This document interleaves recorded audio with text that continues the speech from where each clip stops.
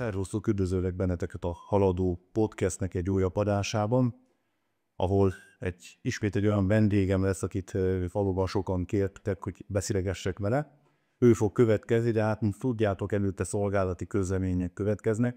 Először is nagyon szeretném megköszönni a legutóbbi podcast adás után a rengeteg feliratkozót. Várható volt, hogy a Gáborral készített podcast az nagyot fog majd menni, és nagyon sokan meg fogjátok tekinteni. Nyugodtan mondhatom, hogy szerintem minden rekordot megdöntött a csatornámon ez az adás, és hát hál' Istennek, ahogy elmondtam, az elég komolyan vettétek azt, hogy sokan feliratkoztok, hiszen még mindig egyébként sokan nézitek úgy, hogy nem vagytok feliratkozva, de nekem így írtak el, hogy nagyon számít az, hogy mennyi a feliratkozásuk, úgyhogy ha tetszik ez a kis csatorna, a podcastok mellett rengeteg egyéb videót is találtok a csatornámon, kötözködőstől kezdve horgászkalandokon át nagyon sok rétű a csatorna, már több mint 200 videó van fönn, úgyhogy azt gondolom, hogy érdemes feliratkozni, és mindig el szoktam mondani, hogyha szeretnétek azt, hogy a csatorna tudjon fejlődni, akkor én kérem a támogatásotokat, amit megtehettek egy szuper köszönet gombbal, azt be fogom ide tenni, hogy lehet ezt a szuper köszönet gombot használni, illetve a két olyan csatorna van, ahol, vagy két olyan link van betéve a leírásba, ahol különböző módjai vannak a támogatásnak, sok kicsi pedig, hát tudjátok, hogy sok remény. Múltkor egy Gábor volt a vendégem, hát ma is egy Gábor lesz a vendégem, és hát nem is velünk kellett messzire menni a kályhától, úgymond, hiszen Sipos Gábor lesz a vendégem, aki szintén a Haldorádónak a alkalmazásában áll, vagy inkább onnan ismeritek őt, Sipi. Én már sokkal korábbról ismerem őt, még nem volt Haldorádós sem, mikor én először találkoztam vele, és hát ő versenyhorgász volt, horgászcoach, termékfejlesztő, promóter, youtuber, influencer, nem tudom mikor mit mondjak, úgyhogy nagyon sok mindenről fogunk beszélgetni, én remélem, hogy ez az adás is érdekes lesz, és megéri a feliratkozást. Hát akkor kezdjünk is bele, mindjárt köszöntöm is a vendégemet, aki hát hamarosan befut, bár hogy Csipit ismerem, ő soha nem szokott olyan pontosan jönni, de már hív is.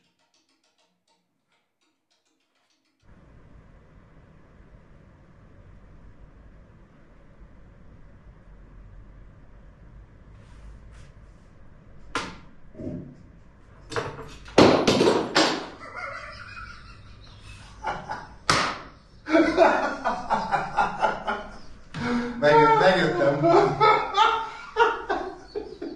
Hát szervuszok, akkor üdvözöllek benneteket vendégemmel, ifjabb Sipos Gáborral, aki lebontotta itt a stúdiót.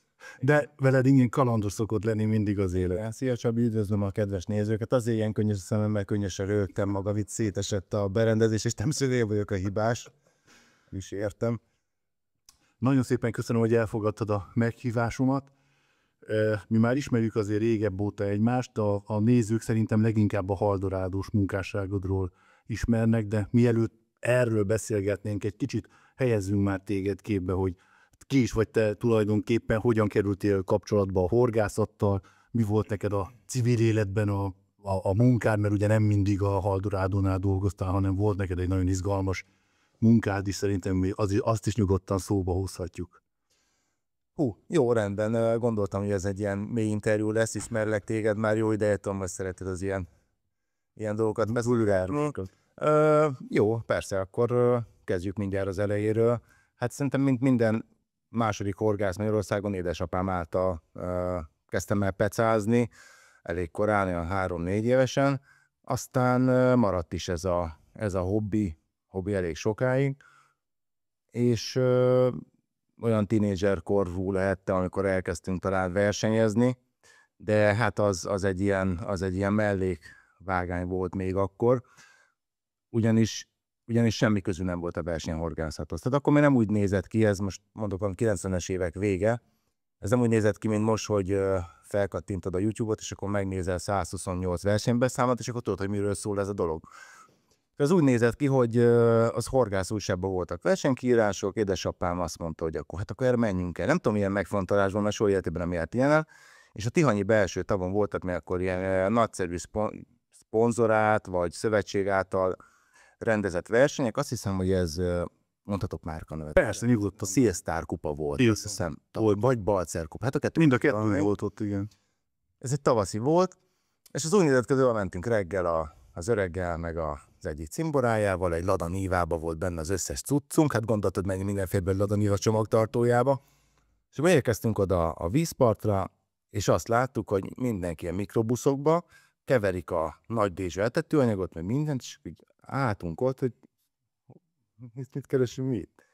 Na és innen kezdődött aztán az, hogy elkezdtünk versenyezni, hát nyilván akkor még nem profi botokkal, nem ilyen mit tudom, fenekezős pecákkal, és így indult neki a versenyzési, hogy is mondjam ezt, hát karrierem talán lehet annak mondani. Igen, nyugodtan. Csúnya szóval.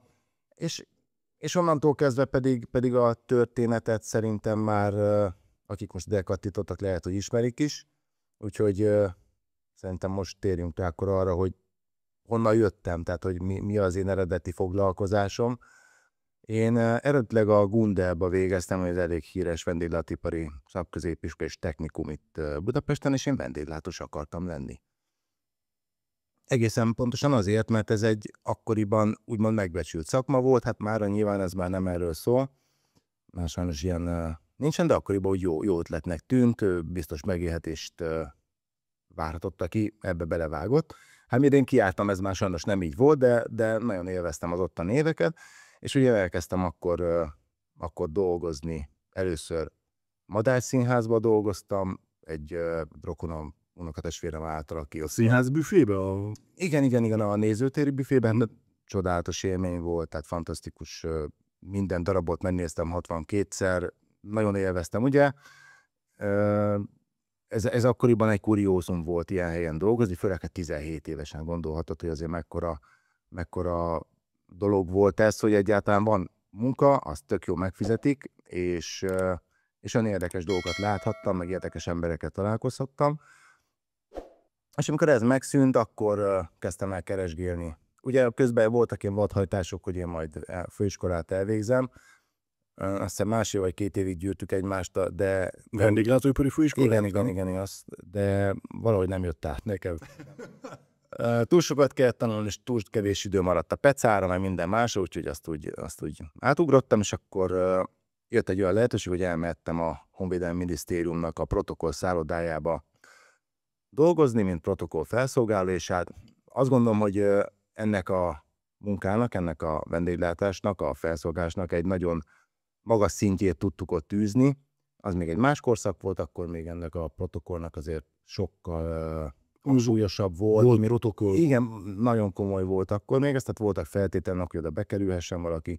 Most nyilván nem csak egy ilyen nemzetbiztonsági átvizsgálásról van szó, hanem nagyjából azért szakmailag is ott kellett lenni, nem ártott egy hangyányi nyelvtudás se, meg az elég sok feltétel volt annak, hogy ilyen ember, vagy ilyen dolgozhasson egy ilyen helyen egy ilyen átlagos ember, aki nem úgy kell oda, hogy valami csókkal, mert hát nyilván ez most nem titok, hogy az ilyen állami helyekre azért nagyon sokszor csókkal lehet bekerülni. Most ezt azt gondolom, hogy semmi olyat nem árultam ezzel, ami nem nyilvánvaló. Főleg ma. Igen. És hát oda bekerültem, és ott is egy olyan izgalmas munkán lett, ami szintén nem átlagos. Ugye akkor az ilyen nagyon magas szintű protokollárisan előre megtervezett, megszervezett rendezvények voltak, tehát minden másodpersze meg volt szervezve, ott nem volt hibázási lehetőség, ott tip-topnak kellett lenni, nyakkendő, végig öltöny, fehér kesztyű, tehát ott azért kellett egy kicsit más, mint a peca. Bizonyos fegyelem. Igen, kicsit más volt. És nagyon szerettem is ezt csinálni. Jött olyan lehetőség például, hogy lehetett menni különböző úgymond reputakra, amikor kísértük a magasrangú katonatiszteket, vagy államférfiakat, politikusokat különböző ilyen rendezvényekre, vagy ahova ugye meghívták őket külföldre, akkor még nem voltak ilyen csirividi kormánygépek, egy régi 26-os volt kiszuperálva erre, és akkor ott mi biztosítottuk az ellátást. Nagyon izgalmas évek voltak ezek, nagyon élveztem, nagyon különleges volt. Tehát én hál' Istennek szerintem azon kevesek közé tartozom, hogy soha nem volt olyan munkája, ami arról szólt volna, hogy úgy ellaposodik. Aha. Tehát ami élvezted mindig, amit csinálsz. Igen, és mindig különleges volt. Még egy más dolgot ismertem meg át. Hát például most a repülés is olyan volt, hogy 20 pár évesen még életemben nem ültem repülőn. Mondták, hogy hát van egy ilyen lehetőség, hogy akkor most elmész, mit tudom én, Timbuktu. nem mondom hova, ahol katonai missziók voltak, tehát magyar katonák szolgáltak kint, elég veszett, háborús övezet, tehát az már nekem háborús övezetbe kell repülni. Hát most mi baj lehet? Hát a munka el kell végezni. És tudod, aki életében nem ül repülőn, annak egy olyan út, ahol ugye ez egy olyan gép, ami nem hosszú távra lett tervezve, tehát le kellett szállni naponta 3-szor, hogy ez hanyjunk le, és akkor kicsi is volt, alacsony volt, görnyedtem is, de mégis tudod hogy egy olyan országban nem is hallottam előtte róla. Nyilván hallottam róla, de hát most nem tudtam elképzelni milyen, hiszen azelőtt nem repültem. Tehát én egy viszonylag egyszerű gyerek vagyok, nálunk a munka, ugye a családban, de erről majd még elmesélek, mert van egy sztori, amit szeretnék megosztani. Erről úgy csak azért, hogy akik most elkezdik ezt a pecet, azért érezzék, hogy honnan lehet indulni. Tehát én viszonylag egyszerű gyerek vagyok, nem volt olyan, hogy nagy családi vakáció, nagy családi nyaralás, nem azért, mert nem volt rá pénz, hanem azért, mert a szüleim ezt nem tartották annyira fontosnak. Ők még egy teljesen más rendszerben, más világban éltek. És akkor itt térnék ki arra, hogy mert ezt még nem meséltem el sehol, tehát ezt azért mondom el neked, mert tudom, hogy szereted az ilyen nyalánságokat, és szeretsz ugye a dolgok mélyére nézni. Ugye ez nagyapámtól indult.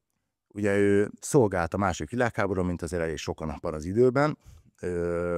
Lovas katona volt, méghozzá a Kárpátokban volt hegyi vadász, ez volt a hivatalos, és hát ugye második világháború vége felé az történt, hogy elfogyott a lőszerük, elfogyott minden, megadták magukat. Hát mit tudtak csinálni? És hát nem megadták magukat, ugye megtalálták őket, ahol el voltak bújva, szerencsére nem a németek, hanem az oroszok, mert ha a németek, akkor én most nem vagyok itt. Igen. Hát az oroszoknál is azért fennállt ez a veszély, hogy igen, nem foglalkoztak a hadifoglyokkal. Hát ugye, és akkor őket szépen ugye elvitték. Ukrajnában volt egy hadifogó tábor, Szumiban, oda ők elvitték. Nagyon sokat mesélt erről egyébként, ami úgy gyerekként marhára megrázza az ember. Tehát pontosabban most jobban megráz, amit akkor mesélt, mert akkor nem értettem. Tehát nem volt összehasonlítási alap, tudod, a kényelmes élet, meg az közt. És akkor oda elvitték, 4 évig volt kint. 4 évig. Gondolod, hogy 3 évet szolgál, és 4 évig elviszik. Tehát azt se tudjuk elképzelni, milyen, mit tudom, egy évre elvisznek valahova, vagy egy évig történik valami az életedben. Na mindenütt elvitték oda 4 évre, és ez egy munkatábor volt. Ott dolgozni kellett. És akkor maradt életbe, ha dolgozott. Tehát mondta, hogy mit tudom, bekerültek oda hány ezren, kb. 300-an élték túl. Azért élte túl, aki dolgozott, és kapott tenni. Na most ebből csak azt akarom kihozni, hogy ő onnan hazajött, mert hát ugye véget ért a háború, meg elengedték, és akkor hazajött itthon is elkezdett dolgozni. És ugye én tínédzserként, amikor elkezdtem már úgy megérteni bizonyos dolgokat, akkor értettem meg, hogy onnan sose jött haza. Tehát ő nála mindig az első a munka volt.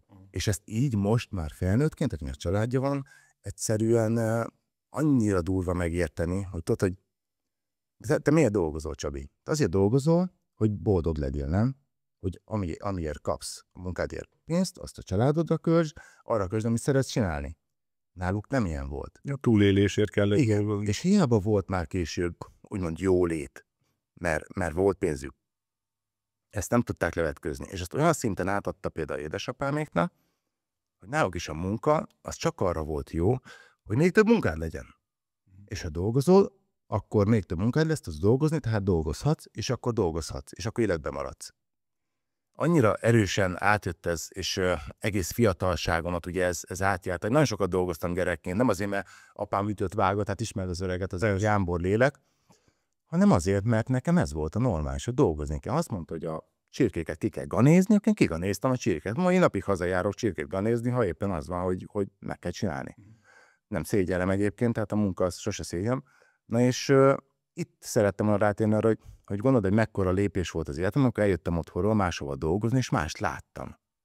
Hogy miért dolgozik az ember, mit láthat az ember, hogyha kimozdul a komfortzónájából. És itt térek vissza a horgászatra, mert egy kicsit már kört mentünk, hogy a horgászat volt nekem mindig a stabil pont. Hiszen édesapámnak egyetlen szórakozása a horgászat volt. Ezért is szerettem meg a horgászatot, és a horgászat az egyetlen olyan, ami változatosságot hozott az életbe. Nyilván, tehát sose voltam, tehát most nem akarom magam sajnálni, tehát sose voltam olyan, mit tudom én, akit vertek, vagy ilyet, de szó sincs erről, tehát nagyon, nagyon jól éltünk. Igen, szigorúan fogtak, de sportoltam, csináltam mindent, amit egy átlagos tinédzser, de viszont én máshogy láttam a világot, hiszen én ezt láttam, hogy amit a nagyapám tanított a szüleim, az édesapáméknak, munka, és akkor legyen munka, hogy még több munka legyen. Nagyon becsülendő, hozzáteszem, tehát félreértse valaki, hogy én most panaszkodok, mert én úgy gondolom, hogy ez mind kellett ahhoz, hogy én az legyek, aki vagyok, és megbecsüljem a munkámat, és ugye ebben csak azt akartam kihozni, hogy a horgászat maradt meg egyedül abból az időszakból, nem pozitívként, hanem olyan dologként, amiben úgy gondoltam, hogy szeretnék azzal foglalkozni, mert az egy jó dolog, hiszen ez a kapcsolás jött nekem tínédzserkorba, és hogy megmaradt fiatalon is, és akkor ebből léptem én tovább, hogy szeretnék ezzel foglalkozni. Pontosan azért akartam valami onnal foglalkozni, ami boldoggá tesz, mert látom azt szüleimmel, hogy milyen az, hogyha valamit azért csinálsz csak, hogy dolgozzál. És mondom, tehát végtelenül becsülöm őket, és nagyon komoly hálával tartozom azért, hogy mindenben támogatnak a mai napig, de én nem akartam azt, hogy az életem arra menjen el, hogy munka, még több munka és még több munka. És mai napig vannak ebből félreértések itt családon belül, mert nehéz azért megemészteni nekik, hogy én nem, tehát az én munkám az nem arról szól, hogy nem szeretem csinálni. Mert valahogy régen a munka az arról szólt, hogy amit marhára utálsz. Tehát a munka sok embernek egy ilyen szükséges rossz azért, hogy meg tudjon élni. Tehát mindegy, hogy nem szereted, mindegy, fizessék meg, és akkor jó. És nem, tehát én ekkor eldöntöttem fiatal, hogy én olyat akarok csinálni, amit élvezek, szeretem csinálni, nem fogom fel munkának, és jó dolog. És nem az jön le belőle, hogy most megint el kell mennem dolgozni, vagy na. És itt jött az, hogy akkor én ezzel akarok foglalkozni, és akkor így lett a Peca, a munkám. Azt akartam éppen mondani, hogy azért tehát a munka az megmaradt, mert tehát ugyanúgy én azt látom, hogy azért sokat dolgozol. Tehát ha most csak a megjelenéseidet nézem, nagyon aktív vagy a social médiában, a TikTokon, pontosan tudom, hogy azoknak a tartalmaknak a legyártása, az előállítása azért az komoly idő ráfordítás, és az is munka, itt inkább akkor az lehet a különbség, hogy te olyan dolgot szerettél volna csinálni, ami ugyan munka, kapsz érte bérezést, viszont élvezed is. Így van, tehát ez volt a fő célom. Ugye azért jelentős időt húztam én le, úgymond nem civil munkaként, hanem mikor a Honvédségnél. Tehát ott is 6 év volt, a színházban is dolgoztam még szerintem ugyanennyit. Tehát azért tiszta vagyok vele, hogy milyen egy polgári munka, de nem volt az se soha rossz, tehát nem volt az se soha rossz, de én akartam, amit tényleg szeretek csinálni, és csak a horgászat jöhetett szóba. Egyrészt szerettem csinálni, másrészt meg, hát tudjátok, jó is vagyok benne. Ezt imádom benne, ez a szarkasztikus. Fő a szerénység, pástja, virág elflettel, ne tömjénezze magát. A visszatérve egyébként nagyon sok a hasonlóság közöttünk, ezt még nem beszéltük valóban, hogy te a Gundárba végeztél, egyébként én is a Gundárba végeztem. Nem látom a tablóképedet, még csókolgat. Nem hiszem, mert én érettségiztem, és utána mentem a Gundárba, én 1,5 évig csak a szakmai tárgyakat tanultam, és amikor én katona voltam, határőr, Kiskunhalason, pont másik Gáborral beszéltük, hogy ő pont akkor volt ott, mikor én ott szolgáltam, és én is olyan ellátós voltam, és nekem is ilyen protokolláris rendezvényekre, mivel felszolgáló voltam, mentem én is az ilyen nagy, akkoriban volt pont ez a délszláv háború, és akkor sokat jártak át a horvát, szerb különítmények a magyar határőrséggel egyeztetni, és akkor az ilyen fogadásokon mindig ott hurcoláztam az edényeket én is. Úgyhogy ebből a szempontból van van közös kapcsolódás, meg hát a Peca is nyilván, csak hát te abban jobb vagy, mint ugye tudjuk, majd fogok erről is beszélni. Én azt olyan, hogy te mondtad ki, Visszatérve egy kicsit a régi életedre, ugye, amikor még a kormány, nem mi volt pontosan a meghatározás? Hát, Honvédelmi Minisztérium Protokoll, igen. volt. Ki volt a legmagasabb rangú, vagy legmagasabb, vagy legismertebb politikus, akivel te személyesen találkoztál? Megmondom, hogy nem vagyok benne biztos, hogy ezekről beszéltek, nem akarom, hogy Fekete Volgaváról tőlük. Hát a legmagasabb az Magyarországon, gondolom, hogy a köztársasági elnök. És én külföldi volt szerencsém. Hát megmondom őszintén, azt nem tudom. Tehát volt egy... Erzsébet királynőnél nem Sajnos nem vállalta. A Peca egyébként ott szóba jött, tehát volt ez téma esetleg mondjuk, amikor ilyen hosszú úton repültél valakivel, aki szintén kiderült, hogy horgász, utas? Volt persze. Tehát akkoriban már, ha jól emlékszem, az utolsó pár éven már voltak publikálva cikkem a Sporthorgászba. Aha, és akkor onnan tudták. És ugye a gépre mindig vittünk olvasnivalót nekik, hát mint egy jó légútas kísérő. És kirakt, hát nyilván horgász, nem, hogy azért éppen érdekel is legyen, mit olvasgatmott a támaszponton, érted? És akkor kirakosgat, és akkor nézegették, olvasgatták, nézegették, hogy valami gyanús neki, aztán tovább lapozott. Tehát nyilván nem mondhatta ki, hogy akkor, te figyelj már, és horgászok, akkor mit tudom, mondanám meg, hogy milyen csalival fogok, egy pöttyes pisztrángot, vagy nem tudom. Tehát nem volt ilyen, de úgy volt sok horgász, mert van sok horgász köztük. Mostanában azért többel is összefutok, és kiderül, hogy horgász. Hát ebből a rengeteg horgászból csak van azért ott is. Hát ez igen. Érdekes volt, amit te mondtál, visszatérve arra a tihanyi belső tavon történő versenyhez, az még úszós verseny volt, mert ha jól emlékszem azért, de annak idén úszós pecával kezdted, nem? Igen, én úszós pecával kezdtem, de ott már lehetett féderezni, illetve fenekezni. Akkor még fenekező bot volt. Én úszóval kezdtem versenyezni, igen, mert hát akkor az volt. Hát akkor minden versenyben számomra arról szólt, hogy rakosbot, matchbot, spitzbot, nem is volt akkor még talán. Hát biztos volt már féderbot, de versenyezni nem versenyzett vele senki. És én rakosbottal kezdtem el, vettem nyilván nagyon sok pénzért akkor egy rakosbotot, amiért egyébként árkotástam egész nyáron egy építkezésen, tehát nem adták, meg nem kaptam, meg nem, mit tudom én, leesett a szponzortól, hanem én azt kőkeményen megdolgoztam érte. Tehát akkoriban ez volt, hát nem volt az, hogy most akkor neked, mondod, hogy ez volt a 2000-es évek elején szerintem, gondolod, hogy akkor 300 000 forint egy botra, most nem vennék annyi botot, hozzáteszem. Most is sok pénzért, hogy akkor. Na és azt, hogy megvettem, tök jó volt, nagyon élveztem a Pecát Csepelen, a Csőhídi pályán egyébként ott tanultam meg rakózni és matchbotozni, és hát aki ott megtanul horgászni, folyószavazgászni, ott nagyon sok legendással jó versenyhorgászt nevelt ki az a pálya egyébként. Köztük téged is. Beverre akartam kiukadni, de igen, és ott nagyszerű éveket töltöttem. Lakatos Sanyi volt egyébként a csapatunk vezetője, hát legendás. Vinetú? Persze, hát ugye ő is Európa bajnok, azt hiszem. A rendőr Európa bajnok bizony. Nagyon jó és tehetséges horgász, nagyon sokat tanultam tőle. Mindig kirőg, amikor egyébként ezt mondom neki, hogy összefogunk, hogy mikor bemutattam múltkor nem is tudom, talán 3 nap itt Lakatos Sándor, ő nagyon sokat tanultam tőle a horgászat, és kirőgött, hogy hagyjam meg a hülyeséget, de tényleg, tehát ez olyan meghatározó egyébként, amikor az ember úgy tanulási fázisban van, hogyha van olyan ember, akitől lehet tanulni, teljesen mindegy milyen keveset, lehet, hogy csak egy horogkötés, de akkor is, tehát úgy megmarad. Igen. Sokkal jobban megmarad, mint tudom én most mondanám nekem valamit. Na mindegy, és akkor én ott versenyezgettem Csepelen. Hát a legnagyobb eredményem úszóval az képzeld, egy Mozella kupa, az nagy bivajoson volt. Igen, ott voltak sokat, igen.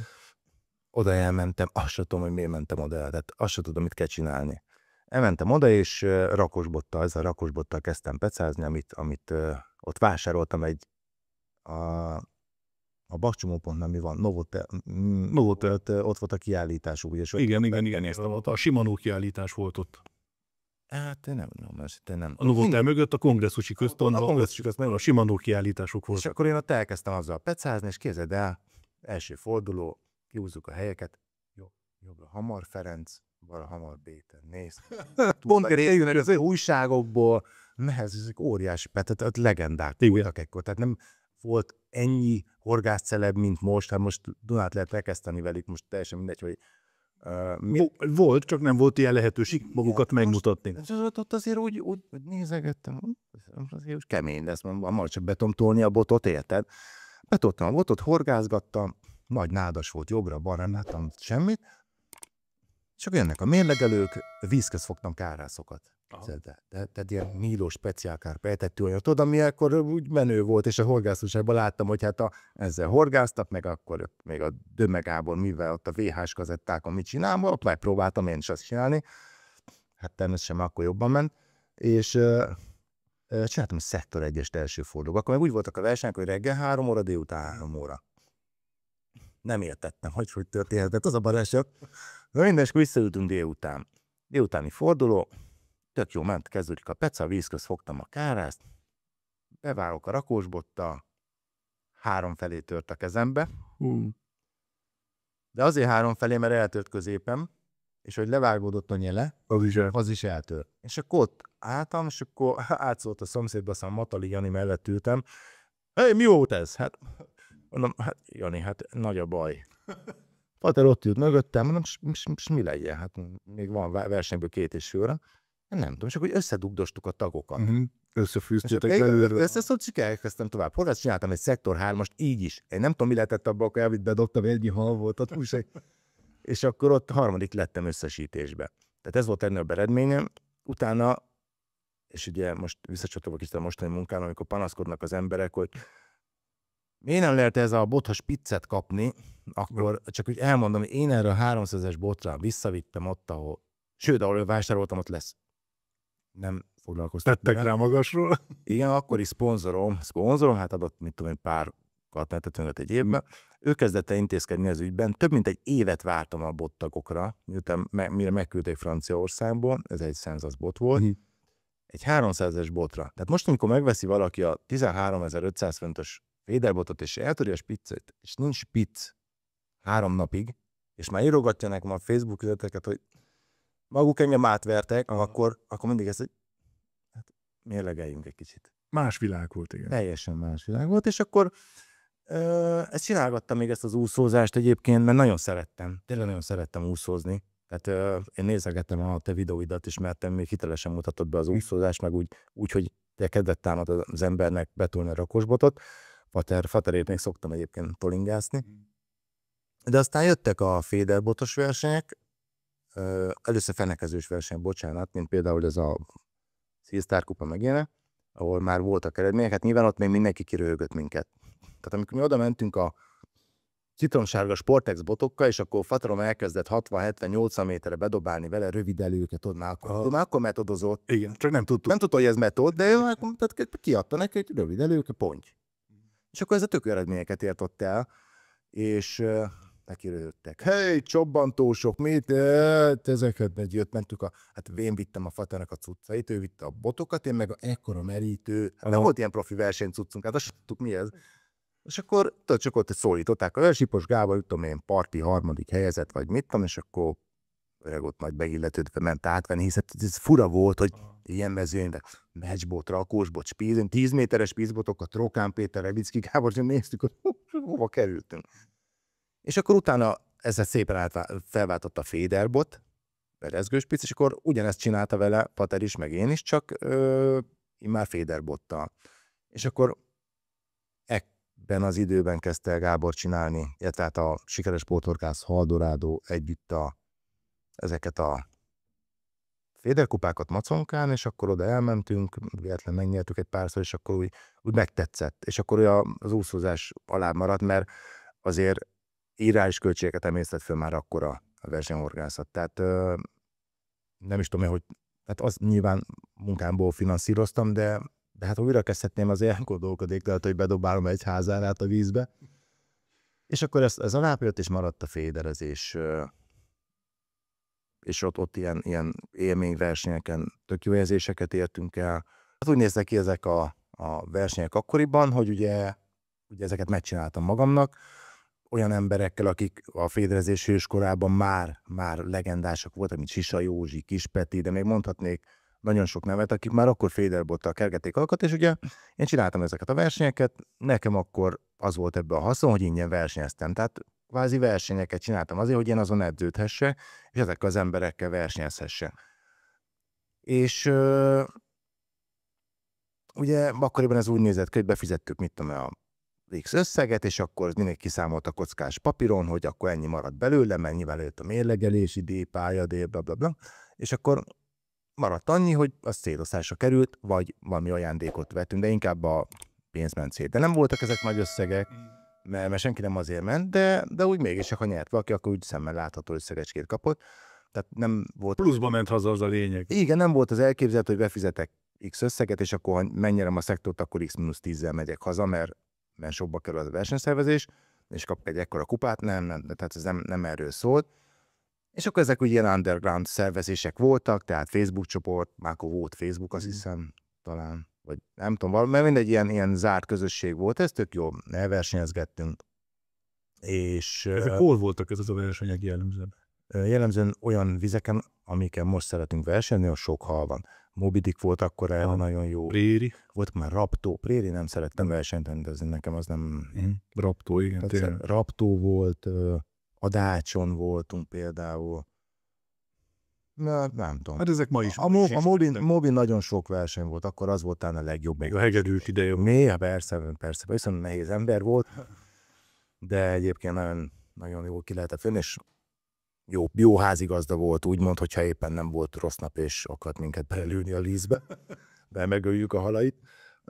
Nem, és ezek így szerveződtek ezek a versenyek, és utána, amikor elkezdődtek, meg már ugyan több ilyen féderbotos verseny lett, ilyen olyan, aminek volt nívója is, és beszámoltak rajta az újságok. Ugye akkor ez egy kiugrási lehetőség volt a pecásoknak, hogy verseny megmutatom, hogy mit tudok, és akkor ha történik valami. Hát legtöbbször nem történt semmi. Éppen ezért volt nekem is egy olyan mélypont a világválság 2008-as évek után, hogy úgy gondolkodtam, hogy meddig akarom ezt csinálni, vagy mit akarok én ezzel csinálni, mert piszok sok pénz elment. És ugye fiatal az ember, ideig óráig ezt úgy önmegvalósítást élvezi, de aztán elkezd gondolkodni, hogy basszus, hát lehet, hogy kéne valami család, vagy valamire kéne azért másra is pénz, és elkezdtem levelet írni. Levelet. Elkezdtem levelet írni. Döme Gábornak elkezdtem levelet írni. Kedves Gábor, ez a versenyhorgász tök jó, mert szeretem csinálni, meg mit tudom, milyen eredmények vannak, de nagyon sok pénzt emész föl, hogy támogass engem. De akkor már ez már amikor azután volt, miután a Maconkán, a Faterral nyertitek a szuperkupákat? Tehát akkor már azért tudta, hogy ki vagy. Tudta, persze, hát azért mertem volna neki levelet írni. Ja. Ezt a levelet soha nem küldtem el neki. Nem is tud róla, Gábor, hogy volt ilyen levél. Benne van a régi laptopomban, soha nem küldtem el. Megírtam, többször átfogalmaztam. Estéket töltöttem vele, hogy elküldjem, hogy mi az, hogy merek én neki küldeni. Ez ilyen szponzorációnak a támogató. Amit adjál már, hogy nekem ennyit fizetni magán pecáját. Soha nem küldtem el. És milyen jól tettem, ha elküldtem volna, biztos most nem ülnék itt, és nem dolgoznék a Hadorádónál. Miből gondolod? Nem lehet, hogy hamarabb kerültél volna oda? Kizárt dolog. Ismerem a Gábort már, az egy pár évet, úgyhogy elhúztuk már együtt. Tudom jó, hogy nem. És megírtam többször ezt levelet, sose küldtem el, és egyszer csak megcsörönt a telefonom, Döme Gábor. Mégiscsak elküldtem. Nem akart tőle feladni, és akkor jött egy ilyen lehetőség, hogy ő akar csapatot csinálni, és akkor volt ilyen lehetőség, hogy akkor oda beléphetek, és akkor ezért jár valamennyi éves szponzoráció, stb. És akkor aranyos volt, mert egy beszélgetünk, és akkor jó, nem kell most válaszolni, mert biztos több ilyen ajánlatot kapsz. Nyugodtan gondold át, majd jövő héten visszatérünk rá. Mondom, levettegye, bazdmeg akarja barátos, soha nem betep a felhívni. és akkor így megállapodtunk, aztán elkezdtem vele együtt dolgozni. Külsős. De ez egyben munkaajánlat is volt, vagy ez még csak a versenyzésről szólt? Csak versenyzésről és éves szponzorációról. Ennek egy mellékzőndíj volt az, ami tulajdonképpen szerintem nagy változás volt nálam, hogy lehetett publikálni a hadorádon.hu-n, és után később a Sporthorgászban is. Igen. És ekkor jöttem rá, hogy szép dolog azt, tudok horgászni, meg eredmények is vannak, de ha mindezt nem mutatom meg a nézőknek, azoknak, akik szeretnek ezzel foglalkozni, vagy kíváncsiak erre, akkor az eredmény, amit nem is lenne. Tehát nagyon nagyon furcsa volt ezt megélni, mert addig azt gondoltam, hogy ha felemelem még a kupát, akkor majd aztán most... És nem. És onnantól indult el, hogy én komolyabban akarok a horgászattal foglalkozni, ebből akarok élni, amikor láttam, hogy mit kell tenni azért, hogy ebből megéljen az ember. Mert abból nem lehet megélni, hogy bedom a vízbe a kosarat, és akkor várom, hogy a beréba verje a botot a hal, és akkor azt kifogom, és akkor ezt napról napra csinálni, és akkor ezért valaki fizet. Tehát ez ilyen álomvilág. Kell valami, amivel ki tudod termelni a béred. És ugye, amikor ez így már együtt dolgoztam így külsősként a Gáborékkal már jó pár évig, akkor hát ez 2010-ben hívott fel, tisztán emlékszem, októberben, 28-án este 8-12 perckor, nem, de valahol össze, és 2015-ben kezdtem el dolgozni a Haldorádónál. Az pedig úgy történt, hogy mindezek ellenére, hogy már támogattak bizonyos szinten, és dolgoztam is mellette, még így is nagyon nehéz volt finanszírozni ezt a dolgot. És nagyon sokat kellett dolgoznom, 2 munkahelyen dolgoztam akkor a Haldorádó mellett, hogy legyen pénzem horgászni. Tehát amikor mondjogatják nekem fiatalok, hogy ez az életem a horgászat, és 10 éves krómóta nem csinálok más, csak horgászok, és én nagyon sokat teszek az, hogy elérek valamit. Mit teszel érte? Mit teszel? Bedobod azt, amit adnak a kezedbe, meg elköltöd azt a pénzt, amit kapsz.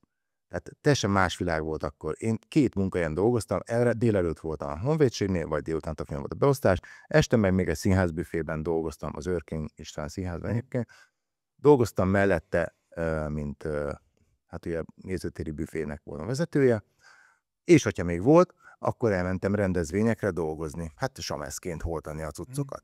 Tehát azért, amikor itt sajnáltatják magukat emberek, hogy mennyit beleteszek horgászatba, és nem jön vissza semmi, akkor azért elgondolkodom, hogy hát, biztos nagyon sajnálva, hogy kell dolgoznod érte. Na mindegy, és akkor... Ezzel most arra utaltál, hogy te munka mellett volt neked még a Peca pluszban, tehát nem az volt, hogy csak a Peca, és akkor abból kellett valamit, hanem hát munka mellé kellett. Akkoriban ilyen nem volt. És akkor 2014 végén volt az, de ez mindez úgy jelenti, 2012-ben már a Magyar Bajnokság dobogóján álltam, úgyhogy ennyi munka meg minden más mellett, azért még csak sikerült. Aztán Szolnokon. Igen, Alcsi. Kocsissal, meg a Ladányi. Így van. A harmadik hely Alcsi. Igen. De akkor úgy, most az is azért mondom, hogy azért helyére tegye sok mindenki az életét, ez is úgy, hogy én akkor meg a kocsiba aludtam azért, hogy versenyezhessek. Úgyhogy már szponzorált versenyző voltam.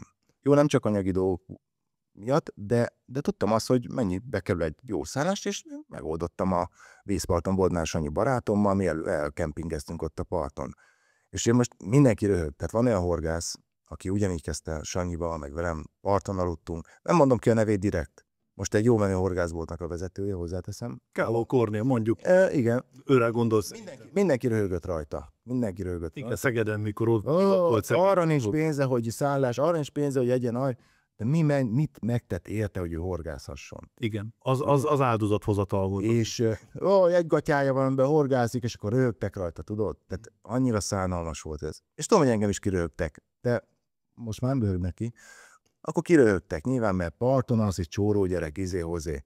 Na de én azért, hogy ott lehessek, 10-szer annyit dolgoztam, mint az, akinek ez megadatott. De, és ezért nem haragszom rájuk, tehát félre ne érts, meg magamat se gyászolom, hogy nagyon jó élmények voltak ezek, írtottra jókat szórakoztam Sanyival, tehát nagyon élveztem. És ott már én dobogón álltam, és akkor 2014-ben volt az, hogy megint volt egy nehezebb dolog, és kevesebb lett a lóvé. És akkor mondtam is, hogy Gábornak, hogy hát nem tudom megoldani, hogy elmenjek erre meg erre a versenyre, mert hát ő úgy gondolta, ugye, hát nyilván azért hívott a csapatba, minél többet versenyezzünk. Minél többet legyünk versenyen együtt. Tehát ő minél több információt tudjon kapni az adott tájáról. Tehát Gábor nem, hogy mondjam, ő azért nem egy eléggé racionális ember. Tehát ő azért fizet, ha abból van neki valami vissza. Ez egy teljesen normális dolog, én úgy gondolom. Tehát aki más mond, hogy azért fizet valakit, mert karitatív, mert nagyon kedves, meg szép a szeme, az nem. Tehát azért ez befektetésnek vette. Nincs ezzel semmi gond, tehát ez teljesen normális dolog, tehát engem ne fizessen soha senki azért, mert én vagyok a Sipos Gábor, és szép a szemem. Ne. Én azért fizessen, hogy legyen neki aztán belőle. Na mindegy. És akkor mondtam Gábornak, hogy nem kértem ők elmenni erre a versenyre, akkor még ranglista versenyek voltak, évente sok. És akkor mondta, hogy hát ez az ő finom stílusában, ugye, hát ez vajon, hát most ez akkor hogy lesz? Hát ez így nem, én most akkor hogy lesz? Mondom, Gábor, ne haragudj, de dolgoznom kell. Jó, hát én is dolgozok, tudod, mondta ő. Hát jó, mondom, figyelj csak, akkor vegyél fel a hadrádot, és akkor annyit megversen, amit mondasz. És akkor ült. Jó. És letette a telefont. Hallottam magán, jó, és letette a telefon. És megharagudott vége mindenne. És akkor hívott föl, hogy csak mondjál föl, december 31-ével, január 1-től Hadrádnál dolgozol. Hát nem mondom, várj, egy picit azért Gábor, hát ez azért... Csak ez nem így működik, azt mondja, de így működik, mert ők tudnak nekem így munkát adni, nem kell elköltöznöm, távmunka, ez az amaz, és akkor úgy megtetszett ez a dolog, és akkor hevette erre a Pintér Zolit is, ami kevésbé jó volt, mint engem rávenni, és akkor így kerültem oda főállásba, aztán kezdtem el ott dolgozni. Mi volt a munkaköröd, vagy mi volt a munkaleírásod? Tehát mit kellett csinálnod, mi volt a feladat? Nem tudom, hogy... Hát ez úgy működött, hogy nyilván Gábor tudta, hogy nehéz lesz olyan munkakört találni, vagy távmunkába, akkoriban még nem volt ennyi social media felett meg ilyenek, amivel ki lehetett tölteni a munkaidőt. Tehát úgy nem volt ez annyira biztos a dolog így most utólag látva. Ő azt mondta nekem, hogy az első pár napot megnézzük, hogy működik, meg mit tudunk kihozni ebből, aztán ha kitermeled a béred, akkor maradsz, ha nem, akkor sajnos megválunk egymástól. De ez hogy lehetett mérni azt, hogy a te munkádat? Mindent lehet mérni. Tehát forgalomba ez visszaköszönt, hogy te elkezdtél ott tevékenykedni? Vagy? Hát ez nyilván az első pár napban nem, hiszen nem tudták az ember. Bár már tudták, hogy ki vagyok, azért, aki sokat foglalkozott ezzel, de nyilván akkor még nem volt az, hogy most én hasznot termelek. Tehát szerintem most így ráisan nézve, visszagondolva 2-3 év biztos kellett, mire úgymond már profitált belőlem a cég. Nyilván az már megtérült, de akkor hogy tudta ezt a 2 hónapban mérni, hogy a te felvételed az megérte, vagy sem? Hát neki megérte, mert versenyezni többet tudtam. És mivel többet tudtam versenyezni, ezért több információt tudott ő is leszűrni az adott pályákról, mert akkor ő még versenyzett. Tehát akkor nem anyagi megtérülésbe kell gondolkozni, hanem... Eleinte nem volt anyagi megtérülésbe, biztos vagyok. Később valószínűleg lett, de eleinte nagyon sokat versenyeztünk. Tehát akkor még mondom, ez a ranglista rendszer volt, hogy ilyen márkakupák voltak, hát évi volt, vagy 6-8 verseny, az a Gábor amúgy is szeretett elmenni ezekre úgy időbe felkészülni. Nagyon sok időt vett ez el, tehát a munkaidő nagy részét akkor versenyen töltöttem. Tehát akkor mondhatjuk azt, hogy mondjuk az ő eredményességében is, vagy pedig a Haldorádó csapatnak a verseny eredményességében mérhető volt. Így van. Azért utána azért voltatok egy párszor dobogón, akár mind a ketten is, én úgy emlékszem. Tehát volt ennek. Ranglista versenyen voltunk. Igen, én totálban nem csak az országos bajnokságról beszélek. Igen, voltunk, persze. Tehát abban megtérült neki. Az, hogy később mi hasznot termeltem, meg miután bejöttek ez a nagyon széles social media lehetőség, hogy most már annyi csatorna, vagy már se tudjuk mennyi, akkor aztán meg úgy gondolom, hogy már volt mire ezt felépíteni. Tehát nem úgy, hogy most egyszerűen jött az utcáról valaki, hogy én most itt vagyok, mondjuk a TikTokon, és megmutatom, hogy mit kell használni. Tehát be lehet így is futni, de azért sokkal könnyebb volt úgy, hogy már ismert arc voltam, ismertek engem a horgászok, és így lehetett ráépíteni már. De már így a Haldorádón keresztül lettél ismert, ugye, mert ott már publikáltál újságban is. Újságban, meg hát filmeket csináltunk már akkoriban is. Akkoriban még nem annyit, mint most, hozzáteszem, de csináltunk a filmeket is. Te is egy ilyen kicsit exhibicionista ember vagy, mert ugye te nem úgy kerültél ide, hogy te majd most videókon fogsz megszerepelni, hanem úgy kerültél, mint versenyző. Lehetett volna ez úgy is, hogy éppen kiderül, hogy mondjuk te nem vagy éppen egy kamerapartner, tehát nem szereted a kamerát feszélyezve érzed magad előtte. Volt azért próbafelvétel előtte. Ja. Tehát 2014-ben forgattunk együtt egy filmet a Gáborra, a Fej vagy írás című film volt, tisztán emlékszem, Moby Dicken horgáztunk, és ott látta a Gábor, hogy azért ezt beszélni kamera előtt. Úgyhogy soha nem tanultam. Viszont ugye én amikor dolgoztam a Honvédségnél, én tartottam olyan vacsorákat, ahol, mit tudom én, tehát ilyen, úgy hittük, hogy borvacsora. Borvacsora, és akkor Elmondtuk a borról, amit tudni kell, a menüsorról, amit tudni kell, különböző sztorikat lehetett mellé mesélni, történelmi eseményeket. Azért ki kell odállni mondjuk egy NATO főparancsnokra, és akkor azt elmondani. Tehát ez úgy... Igen. Nem A szereplés akkor nem állt. Igen, hát akkor seremeget meg a kezem, hát most jó, a kamera másik oldalán seremegtem meg, és akkor ez így megtetszett neki, aztán onnantól kezdve. Jó, persze nyilván nem vagyok profi, úgymond színész, hogy elkezdte, aki kamera előtt én ezt természetesen tudom hozni. Tehát én sose tudok egy forgatókönyvet megtanulni, nem tudok 2 mondatot megtanulni. Tényleg nem tudok. Egyszerűen nem áll rá az agyam, hanem én elmondom a saját szavaimmal, a saját szókincsemmel. Ennyi. Tehát szeretek kamera előtt lenni, de nem vagyok magamutogató. Tehát én hogy mondjam, élvezem ezt a tevékenységet, de most én el tudnék lenni nélküle, ha fizetnének másért, de nem, egyébként szeretem csinálni. Tehát azért szeretem, mert ez most olyan közhelyesen fog hangzani, és tudom, hogy sokan mondják, hogy ez is biztos, hogy nem is így van, de ezáltal többen megismernek, és több horgászhoz érek el, több horgászhoz ér el az, amit én mondani akarok. És ugye ez is ilyen hangzik, hogy most segítenek a horgászoknak, hogy eredményesen horgászanak. Ez egy óriási közhely, de egyébként így van.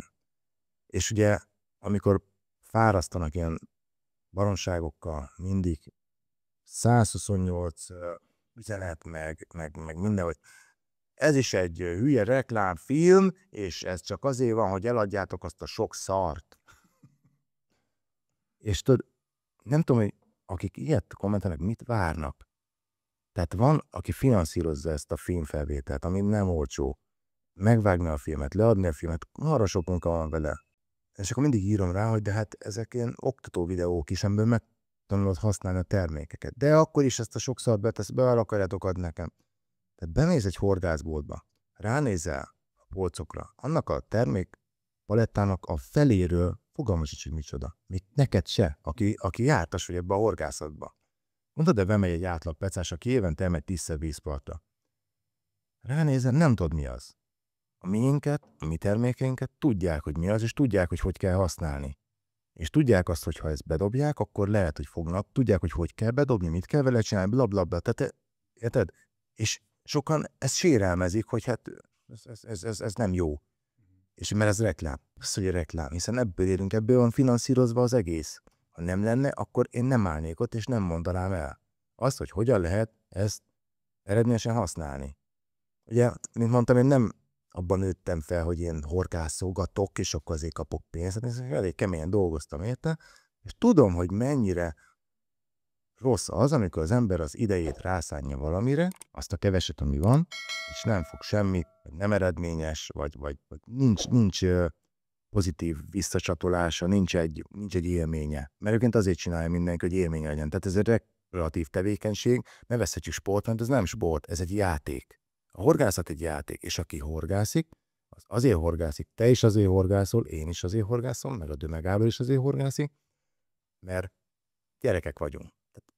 Legbelül, igen. Gyerekek, de nem, tehát amikor odamész a vízpartra és kipakolászol, úgy az magad, hogy gyerek vagy. És gyerekként élvezted azt, hogy pecázol, és újra akarod érezni, újra azt akarod érezni, hogy nincs probléma, nincs semmi baj, nincs háború a szomszédban, nincs élelmiszerinfláció, nincs semmi, csak játék van. Kimész és játszol. És azt gondolom, hogy aki ezt elveszti felnőtt korára, az nagyon megkeseredett ember lesz. Mindegy, hogy mi beérik a játékot, de aki elfelejt játszani, az nagyon meg tud keseredni. Látok ilyet a közvetlen közelembe is.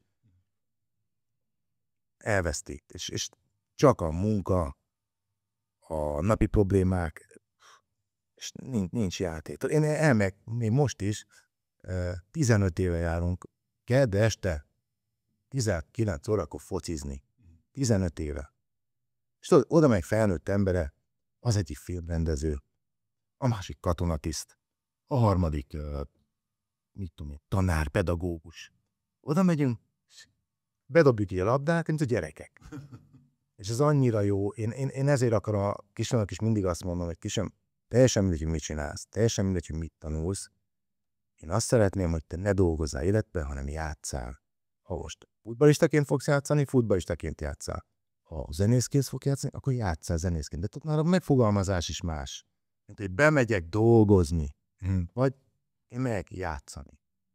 Egy színész is elmegy játszani. Jó, arra kemény munka, de ő akkor is játszik. Felszabadul, kiéli magát, kiengedi azt, ami benne van. Miközben aki elmegy dolgozni, az csak magába zár, és lesz egy ilyen borzasztó megkeresett ember, olyan, aki odaírja a kommentbe, hogy rohad meg.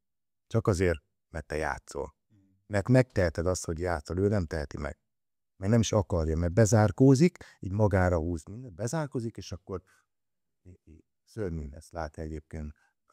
Igazából a horgászat szerintem pont az a játék, amit bárki játszhat, mert lehet itt, ugye mindig megy a gyűszögés azon, amikor évelején ki kell váltani a horgászengedélyt, és akkor valamennyire emelkedik, és hát mindenki teljesen már halálában, hogy már megint rohadjanak, meg megemelték.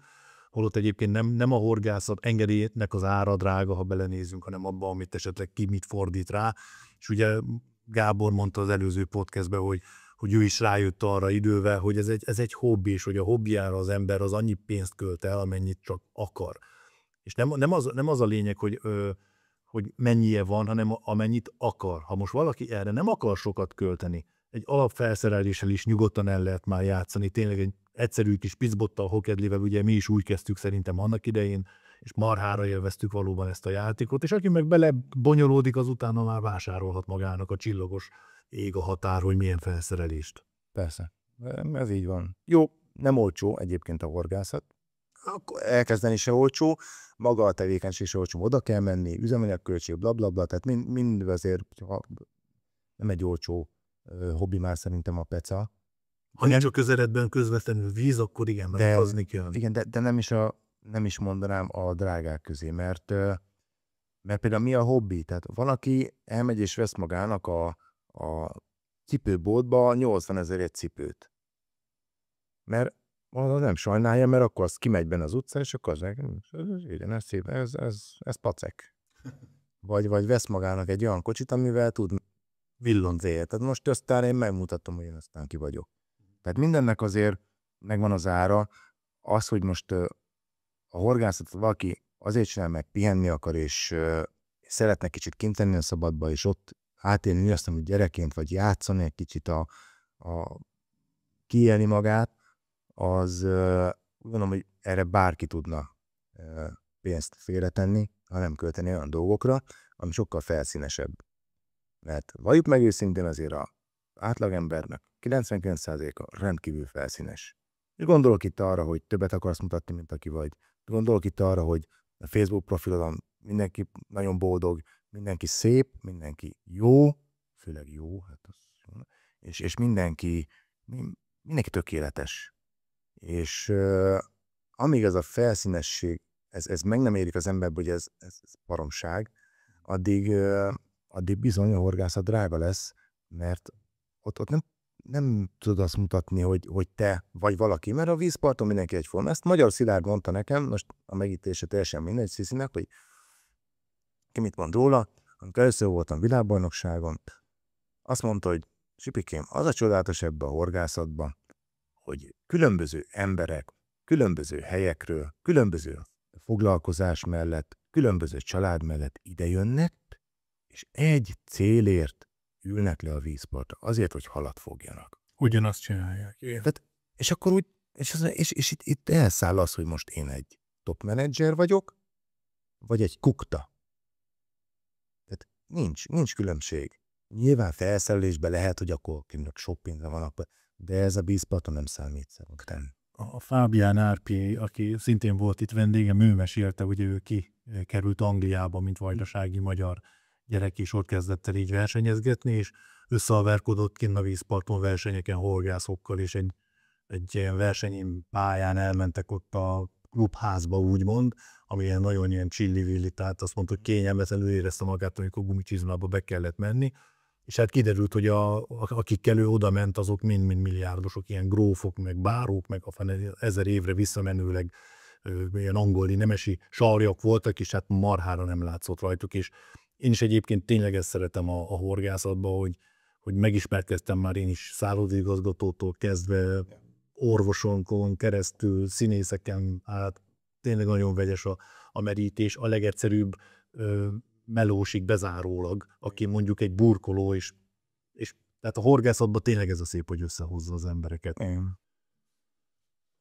Nagyokat ugrunk itt egyébként, közben az a jó ebben a podcastban, hogy még amit felírtam magamnak, még arról nem is kérdeztünk rá.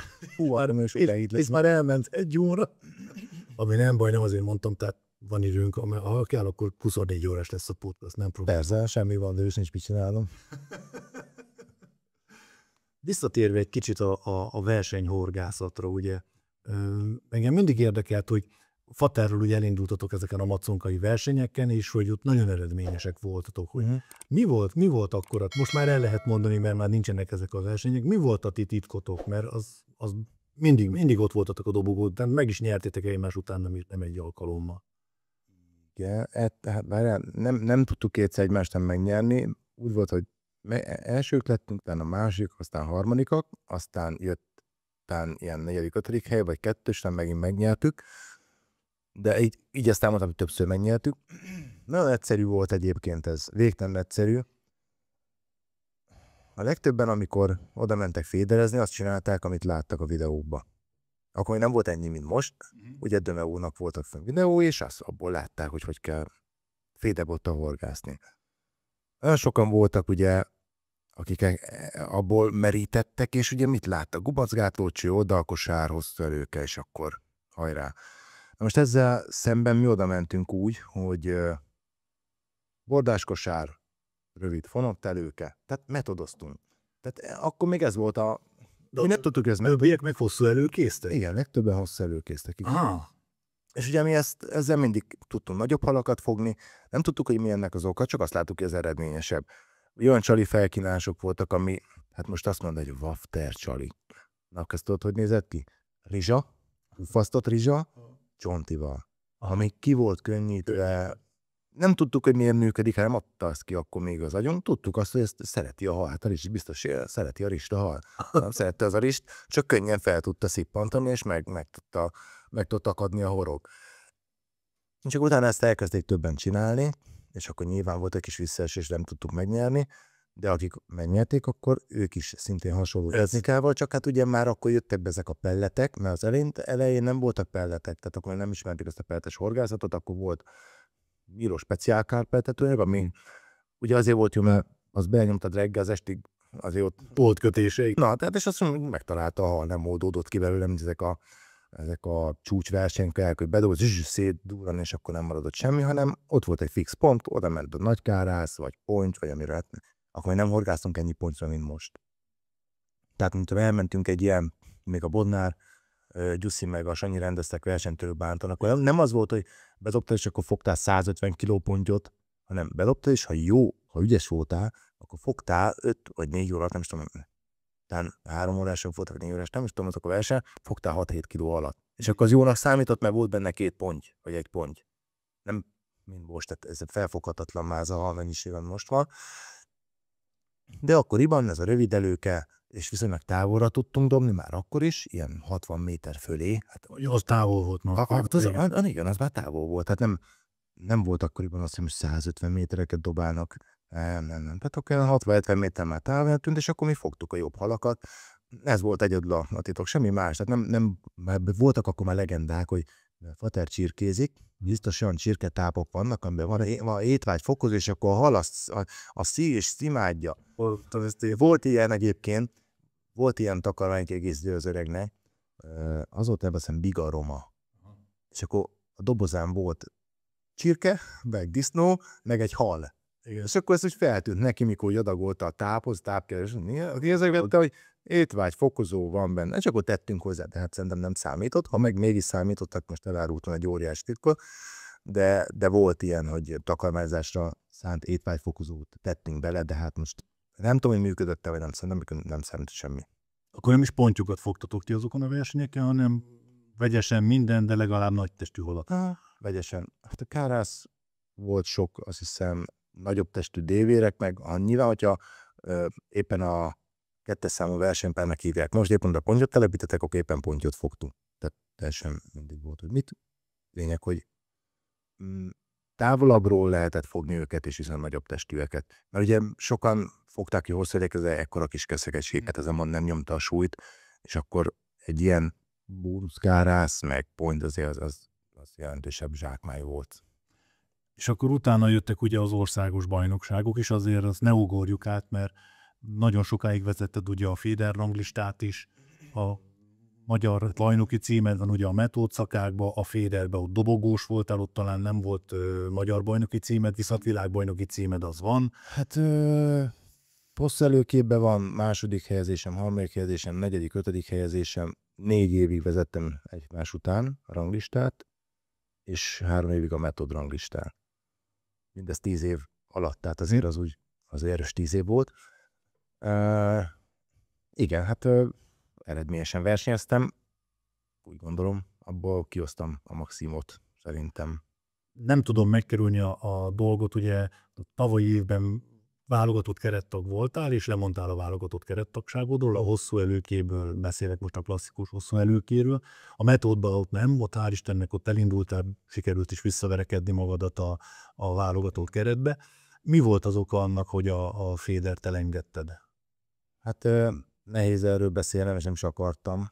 Ezt azért főleg itt, de Csabi, csak rajtad mentem.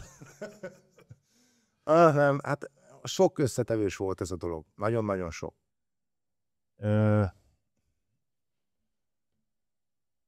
Hát van hivatalos válaszom erre, meg van nem hivatalos is.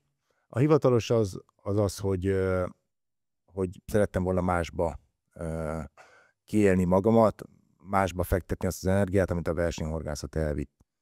És ez valós is egyébként. Tehát nagyon sok összetevős volt ez a dolog. Ugye én ezt a versenyhorgászatot most magamról beszélve Simon Zolival csináltam, ő volt a hátterem, mi egy szimbiózisban dolgoztunk a versenyeken, tehát nagyon sokat tett ahhoz, hogy egyébként ilyen versenyeredményeink születtek, és nagyon sok munkát tettünk ebbe bele. De tényleg nagyon sokat. Tehát az, hogy azok a tréningek, meg minden az egész felkészülés, az olyan megterhelő volt, amit most azt mondom, hogy akkor élveztem, mert ez tök jó tevékenység, tök jó buli volt, de most visszagondolva már lehet, hogy azt mondanám, hogy nem vágok bele újra.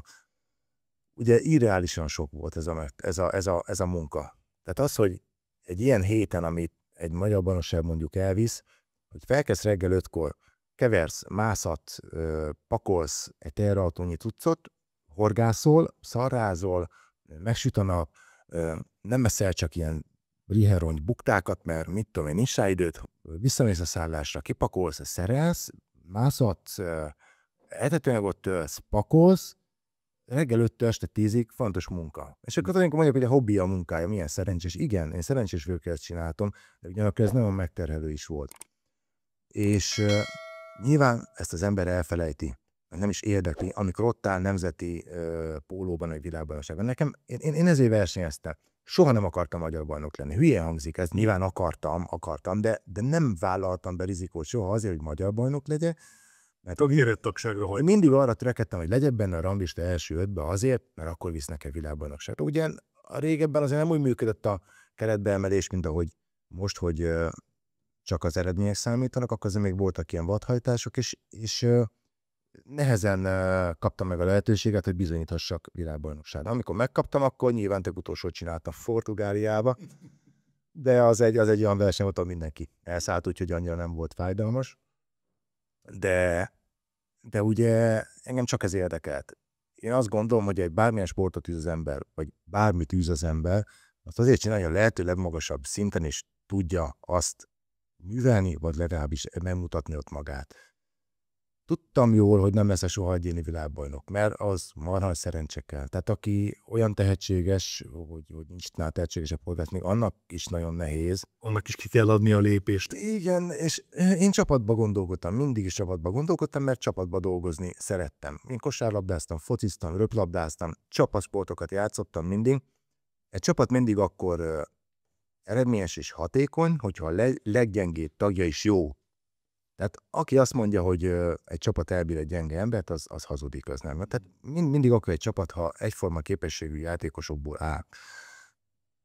És erre csak akkor lehet biztosíték, ha az a legjobbak közül van válogatva, mint egy féder válogatott. Ezt Walter Tamás mondta meg nagyszerűen egyébként, amikor megnyertük Dél-Afrikában először a fédervilágbajnokságot, hogy most alakult egy olyan csapat, ami képes volt arra, hogy megnyerje azt a világbajnokságot. Én nem emlékszem rá. És igaza volt ebben a Tamásnak. Na mindegy, visszatérve arra, hogy én miért hagytam abba, most kicsit megint elkanyarodtam, tehát nem adta már azt a plusz nekem a versenyzést, amit én elvártam volna tőle. Évekig, mondom, ez motivált, hogy válogatottba kerüljek, csak az motivált, hogy világbajnokságra menjek, világbajnokságon horgászhassak, nem érdekelt akkor sem. Érdekelt az eredmény, nyilván szeret világbajnok lenni az ember, de most ha visszagondolok arra a világbajnokságra, mint a harmadikak lettünk csapatba, vagy arra még elsők lettünk, nincs különbség, mind a kettő óriási élmény. Nagyon szerettem ezeket az élményeket. Ez egy felfoghatatlan misszió tulajdonképpen egy átlag embernek, hogy képviselheti a hazáját. Ez fantasztikus dolog, tehát tényleg meghallgatni a magyar nemzeti himnuszt, remek dolog, még akkor is, hogyha mondjuk a Nemzetközi Szövetség ugye szerintem nem méltó arra, hogy sokszor nem méltó arra, hogy ezeket a világbajnokságokat levezényelje, mert hát hagyni még kívánnivalót, de maga az élmény, tehát az, hogy ott vagy a világ legjobbjaival, az szerintem olyan, ami fantasztikus. Nagyon-nagyon sok áldozatot kíván ez, hozzáteszem, de egy fantasztikus élmény. De tudod, amikor ezt csinálja valaki, és beletesz mindent ebbe. Mindent ebbe beletettem, hogy én válogatott lehessek.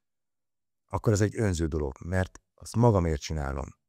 Viszont, amikor már úgy jöttem el otthonról, hogy a kisfiam már sírt, hát apa megint mész el egy hétre. És tudod, akkor elmondod neki, hogy azért megy el apa egy hétre, hogy világbajnok legyen horgászatban. És akkor úgy látom, hogy nem érti. Nem érti, mert ebből nem profitál. És akkor ott álltam megint előtte, és nem tudtam nekem magyarázni, hogy ez miért jó neki. Miért jó a családomnak az, hogy én megint világbajnok leszek. Ha leszek véletlenül, azt csodának kell történni már lassan ahhoz. De nem tudtam megmagyarázni, hogy ők miért profitálnak ebből. Mert érted, nem a pénzét csinálja senki ezt a dolgot. A sportot, a szenvedélyt nem a pénzét csinálja. De hogyha ez csak áldozattal jár, akkor előbb-utóbb úgymond az, amit imádsz, az ellenségeddé válik. És belekerülsz egy olyan körforgásba, amiből nem tudsz kilépni. Mert minden évben jön a versenynaptár, jönnek a versenyek, ahhoz kell alkalmazkodni, új vége az évnek, újra jön az egész.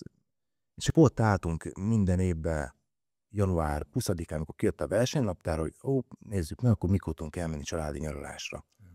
Néztem a heteket, nem jó, mondja Jucikám, hogy mikor, nem jó, akkor mikor menjünk? Télen. Hát nem tudom. Igen. És akkor úgy ez is egy fő ok volt egyébként, mert egyszerűen úgy éreztem, hogy önző vagyok. Tehát nem esett már jól elmenni hosszú időre. És itt a hosszú idő az 10 napokban mérhető, tehát a világbajnokság és a magyar bajnokság is 10 napokban mérhető, évente 8-szor vagy 6-szor. Akárki mondja, hogy ez normális, ez családos embernek, ez nagyon necces. Nagyon necces, hogy ez a normalitáson belül van. És mindemellett a munkám is átalakult, sokkal többet kell dolgoznom most, mint kellett akkor, amikor felvettek engem a Haldorádóhoz. És ez a munka ráadásul, amit végzett, ez sokkal több felelősséggel is jár. Mert ha akartam, ha nem akartam, és ezt megint úgy hangzik, hogy aki nőn, tehát barom vagyok, de nem. Sok gyerek számára, sok horgász számára példakép lettem. Nem tudom, tehát nem azért, mert tetszik, nem tetszik, az igaz. Nem az eredményeim miatt, mert viszont az eredmények is, hanem azért, mert szerintem akármit is értem el, megmaradt vannak az egyszerű paraszt gyerekek, akinek születtem, hiszen én nem játszom meg magam, nem akarok többet mutatni, nem akarom azt, hogy rólam azt képzeljék az emberek, hogy nekem az életem az egy fantasztikus szivárványon történő utazás, mert nem így van. Mindenkinek van nehézségei, problémái, nyilván nem teszem fel a Facebookra, hogy sajnáljatok meg, kiújult az aranyerem újra. Nem teszem föl. Tehát én csak a pozitív dolgokat teszem föl, mert ezt várják el tőlem, mert nagyon sokan követnek, és nem azt várják el, hogy leírjam, hogy hát most, mit tudom én, nem tudom kifizetni a villanyszámlát, mert nincs pénzem, szerencsére nem voltam is az életben, de nem ezt várják el. Azt várják el, hogy pozitív dolgot mutassak, pozitív dolgot mondjak. Ha szakad az eső, akkor is azt mondjam, hogy nagyon élvezem a horgászatot, hogy ők is menjenek horgászni, és éljék át az élményeket, mert minden élmény ott kezdődik, ahol a saját kis bezárt világod véget ér. Tehát akkor tudnak az emberek boldogok lenni, ha kilépnek a komfortzónájukból, kilépnek abból az életből, amit egyébként élnek, de a legjobb, hozzáteszem, hogyha ezt mértékkel teszi mindenki, és egy versenyhorgászat, egy élversenyzés, az nem normális dolog. Más az egy futballistánál, aki ennyi pénzt kap érte, hogy meg tudja alapozni, hogy a következő mondjuk 10 évet még focikázik, és akkor a következő 30 évet a családjával tölti. Tehát más, tudod? Mint az, hogy... Igen, ott van egy kifutása a dolognak. Igen. X időd van elérni a karriered csúcsáig, Igen, és akkor úgy... de utána már... De a horgászatban ilyen nem nagyon van, és szóval egész egyszerűen önzőnek éreztem magam. Továbbá. Ugye most az okokat mondom, hogy miért történik ez. Például amikor ott ültem, a szerbiai világbajnokságon volt ez, amikor ugye első napon felálltam, hogy akkor én most átadom a Bencenek a lehetőséget. Nem azért adtam át neki, mert én nem akartam horgászni, hanem azért, mert én tényleg most tök őszintén mondom, nem vetítek meg. Én mindig a csapatot nézem. Ha a csapatnak jó, akkor nekem is jó. És átadtam neki, hogy horgásszon első nap, és ott volt az, hogy beültem vasárnap.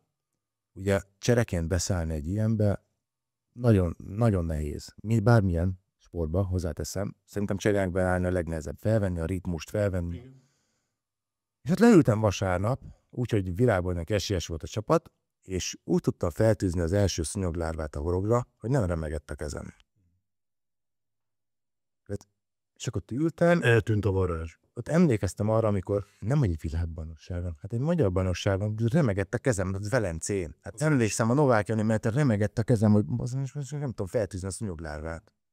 Leülök oda, jobbra azt hiszem egy ír gyerek, balra nem tudom, valamelyik holland, nem tudom melyik, és körbenéztem, jó, hát kipakolgattam, mintha kipakolnák a bugykapusztai tóra, berendeztem minden, feltűztem, és ezt hagyján, de ott volt a horgomon a szektor egyet érő halam, egy pont volt, elment nyilván a kőbe, elment, és megfogtam a botot, és leraktam a helyére, és elvettem a másik botot. Ezt ott hogy nézett ki 15 éve a conkán? A bot átrepült a maszonba egy ákon. Egy azt hiszem Metodóvé volt, nem tudom, mi volt az első ott talált. Más se idegesít föl, és akkor tehát nagyon szerettem ezt csinálni, meg tényleg mai napig szeretném, és szerintem nagyon jó is voltam ebben a hosszú előkészítésben, maradjunk annyiban, nem megint a öntömérzés, ezek az eredmény, tehát ezt mutatják az eredménye. Nagyon szerettem is horgászni ezzel a technikával, viszont azt is láttam az utóbbi években, hogy ez egyre kevesebb embert ér el. Régen ennek volt egy nagyon komoly elismerése, egy nagyon komoly respektje ennek a szakágnak, mert ez technikás... Hát ugyanúgy, mint annak idején az úszó. Igen, és akkor úgy éreztem, hogy amikor ezt elkezdtem, hogy igen, ez tényleg a top. De most már nem ezt érzem. Most már azt éreztem a végén, hogy csinálom. Jól néz ki. De úgy a követőimnek, azok, akik várnak tőlem dolgokat, ez annyit jelent, hogy ők annyit látnak ebből, hogy ott állnak egy kupával. És lehet, hogy nem tudják megmondani, hogy az most világbajnoki kupa, vagy egy bugykapusztai versenykupa. Mert nekik ugyanaz. Mert minden hétfőn a Facebook azzal van, hogy valaki nyert egy kupát. Igen. És oké, hogy én nemzeti színű ruhába vagyok, meg magyar címeres sapkába, de ez akkor is csak egy kupa. Érted? És akkor úgy, ahhoz képest, hogy mennyi áldozattal jár ez, semmilyen téren nem tudtam már belőle hülyen hangzik, profitálni. A másik pedig végére hagytam egy dolgot, amit nem fogok nyilván tovább boncolni. Egész egyszerűen nem tudtam, és nem is akartam már azonosulni sok olyan dologgal, ami a válogatottan belül történik. És ezt le is zárnám ennyivel, mert senkiben nem akarok beleállni, senkit nem akarok megbántani. Mindenki úgy végzi a dolgát, és úgy éli az életét, ahogy ő jónak látja, de én ezzel nem tudok azonosulni. És én nem tudok azonosulni valamivel, akkor nekem nem az a reakcióm erre, hogy akkor most felgyújtok mindent, és mindenkit porigalázok, és mindenkibe belállok, hanem egész egyszerűen akkor engedem. Mert nagyon sok olyan dolog van más, amiben szerencsére tudom kamatoztatni azt, aki vagyok, amit elértem, amit tudok, és talán közelebb is tudok kerülni az emberekhez, azokhoz, akik azért fontosak, mert én fontos vagyok nekik. Szilvási Szilárd, aki szintén volt itt a podcastban, ő mondta azt, hogy mikor őnála úgy volt ez, pont amit te mondtál, hogy nem éreztem már az izgalmat a versenyzésbe is, azt a rezegést, amikor az első csalizásban még remegett neki is a keze, utána már lenyugodva, és ő pont azt mondta, hogy ha valaki már eddig eljut erre a szintre, eljut, akkor az akkor inkább hagyja abba, vagy tartson egy úgymond karrierszünetet, mert hál' Istennek azért te ezt az ágát hagytad abba, de a metódot azt még csinálod tovább. Nagy matuzsálem vagy, mondhatjuk azt a fiatalok között egy. Azért ezekkel a kis majmokkal már. Beszéljünk már akkor erről a metódozásról is. Ugye mondtad az édesapáddal annak idején, tudat alatt is már ti metódoztatok a rövid előkével, rövid fonott előkével, és én tudom azt, hogy amikor ilyen versenyek vannak, metódversenyek, te nem szereted azokat a versenyeket, amikor halbányászat van, tehát amikor ilyen borzasztó nagy súlyokat kell kicserpálkolni. Pedig jó vagyok benne, hozzáteszem, tehát egyébként ebben ha kell a... Köszönöm szépen, csak. Nem, tehát most azért pont tavaly volt ez a legendás ezüstavé, amikor mellettem ült a Tóth Bálint, és akkor fogott 166 kilót, én meg csak 160-at. Csak ő 20 éves, én meg 40, ő mit tudom én, 60 kiló izom, én meg 100 kiló tömörizom.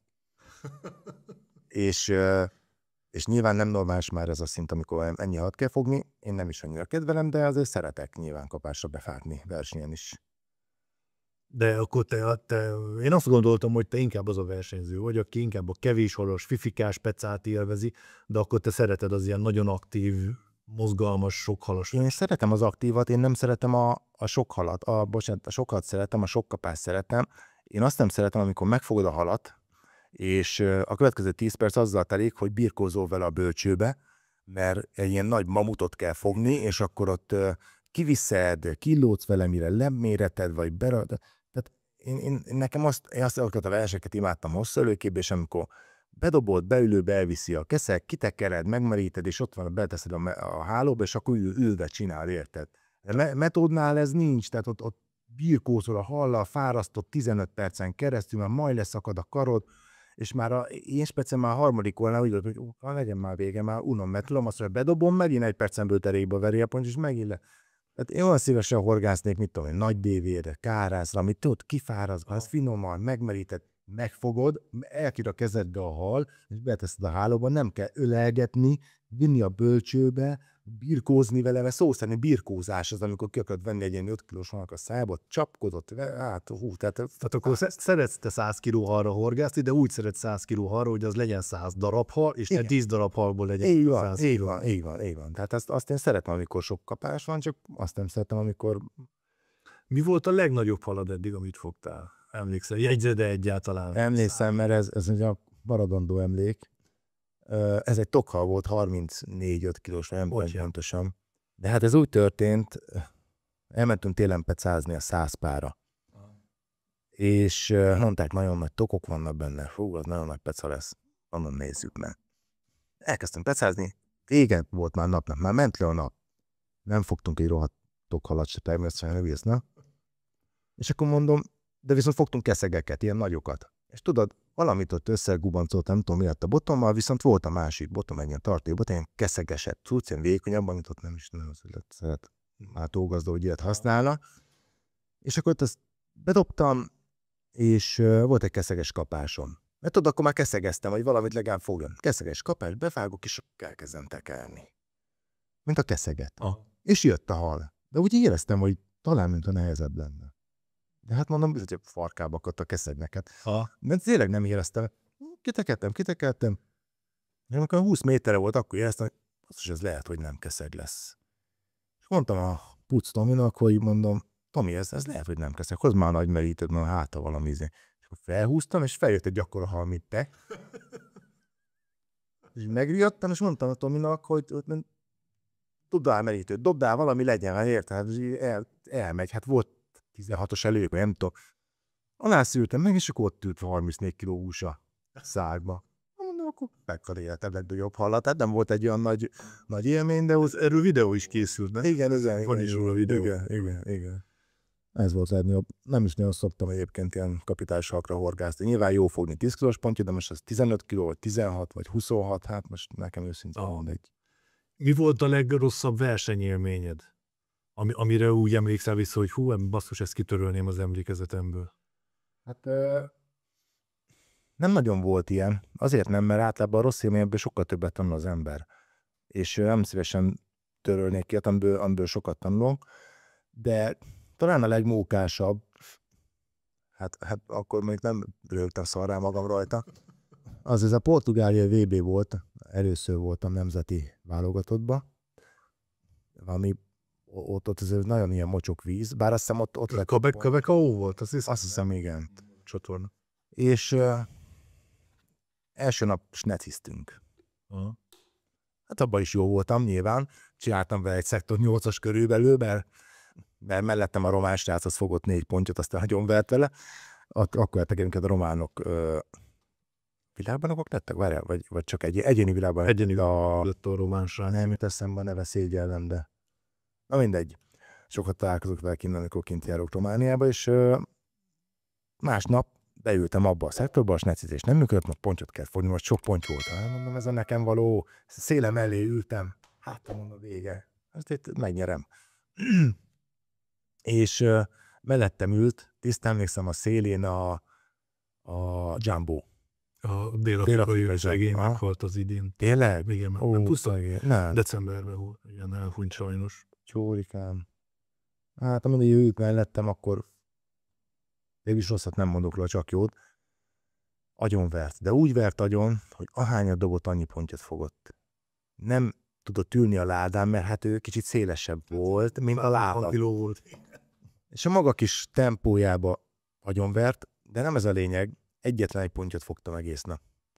Úgyhogy mindenki mellettem sokat. Tehát valamit nagyon szarul csináltunk ott, ez bebizonyosodott. És ott volt az, hogy volt a pálya közepén egy srác, olyan volt a part, hogy ilyen be volt szakadva egy kicsit. Ült a pálya közepén, és versenyfédeibe beszakadt alatta a part, és beesett ládástól mindenest a vízbe. Láttunk ilyet Csöpi papától is. Igen. Hasonlót. De és még ő is megvert. Úgyhogy a halai kiúztak a haltat, a velkös több alatt neki benne, mint amit én fogtam. És ott emlékszem, Gábor volt a hátterem. Először és utoljára. Imádom egyébként, nagyon tud motiválni. És ott volt az, hogy akasztottam benne egy pontyot, fárazgatom. Tollám alá vegyített, kipattant a szába a horog. Gábor mögöttem tépi a haját. Hol a hal? Mondom, hát elment. Elrontottad? Nem, elment, hát kipattant a szám. Mert erőltetted. Te mondom, nem erőltettem, hát láttad csak de erőltetted, elment. Mondom, nem, mindegy, mondom. Most, és akkor feltette a kérdést, ami már legendás szálló, igen. Gábor, most szájban van a hal, vagy nincs? Nincs. Akkor elrontottad. Mondom, köszönöm a motivációt, Gábor. Hát nagyon szívesen. Jó van, ezt elintéztük, és akkor nem fogtam továbbra se semmit. Egyetlen pontot akasztottam, és vagyis fogtam ki, az egy ekkora volt. Vagy annak a fölött legkisebb pontja volt szerintem. Ja, meg egy ekkora márnát, várjál. De már nem most mindenki ekkorát fogod, és dobáltam, és akkor mondta Gábor nekem, dobjam oda a Jumbo elé. Hát mondom, nem illik, Gábor. De akkor szektorhatár, odállok. Dobáltam, és 4 óra 50 perckor eldobtam egész szektorhatára, hát mert nagyon tele volt a Vócidon, gondoltad. Beértett a kosárra, túloldal elé ennyivel. Hátulról. Ez volt mai nap az első jó dobásod. És akkor tudod, ott ültem a ládán, és azon imádkoztam. Lehet, vigye vele, akkor onnantól kezdve kicsinál a földök. Ja, tehát az volt az, amelyiket azt mondom, hogy azt úgy el tudnám felejteni ezt a másik napot, de abból sokat tanultam, úgyhogy marad az emlékek közt. Hát igen, azért vele történtek vidám események. Nekem egy dolog az nagyon emlékezetes maradt veled kapcsolatban, Simon Zolival, ugye. Hát ti olyanok vagytok szerintem ketten együtt, mint a Muppet Show-ba, akit Hát szoptunk. a vízparton. És egyszer talán valamit kötöttél össze két zsinort, és bütykölted, és akkor így kérdeztem, hogy mondom, de milyen csomóval kötöd össze a két damilszálat, és akkor így nem tudtad, hogy milyen, és akkor mondtad, hogy gabomár. És ez megmaradt gabomár csomónak. Igen, azt Zolika utálja azt a csomót, mert hangos, amikor dobok vele, és mindig ő kötötte meg a dobóelőkéimet. Csak ott kénytelen voltam magamnak sem, mert van vele el volt foglalva, vagy aludt éppen, vagy nem tudom. És hát, vannak nagy sztorik, tehát ha már szóba hoztad a legemlékezetesebb ilyet, hagyd meséljem el, mert azt gondolom, hogy az legendás, hogy hát ugye volt egy, hirtelen akartam mondani, ez a milyen ötös ház volt. Nagy bajom. Ötös házvíz. Ott volt egy középdöntő metód. Igen. Tisztán összem. Az elérhető 30 pontból horgáztam 27-et. Tehát kiestem, nagyon kiestem. És ott volt az első napon, hogy nagyon vakon volt a felkészüléssel, a felszes, minden nem szar volt. Ahogy a Gábor mondta őket a podcastjában, minden új volt. Szar, ahogy volt. És leültünk a versenyezni, Erdei Attilával egy szektorba ültem, Attila balra volt 2-vel, esett az eső, szaridő is volt, rossz idő is volt, és elkezdtük a horgászatot, nyilván nem fogtam semmit, még kárás se, mondom, totál vakság volt, tehát azt hiszem riasztotta alatt, amit bedobtam vizet, és ott volt az, hogy már mindenki vett a szektorban, a legendás Zolika által kedvelt monológ, már tök utolsó vagy a szektorba, kéne fogni valamit. De ezt ugye a 12. percben már. Jó, nem változott félidő is semmit, tök utolsó voltam a szektorba. És akkor esett ez az eső, ilyen szép altató eső volt, és hátnéztem, és azt láttam, hogy Zolika alszik. Komoly háttér. Aludt, hozzávágtam egy doboz pelletet, akkor felriadt. Na mi van? Hát mondom, ne aludjál már, segíts már. Hát mit csinálja, pomponozzak neked? Hát valami motiváljál. Hát mit motiválják, hát tök utolsó, vagy nem fogsz semmit, tehát te nem akarod segíteni. És ez 5 perccel rá, fogok egy kárászt, megmerítem, beteszem a haltartóba, erdei mester, úgyhogy már volt a 20 kiló hala, hogy az elnyúló, Csipi, ez hanyadik?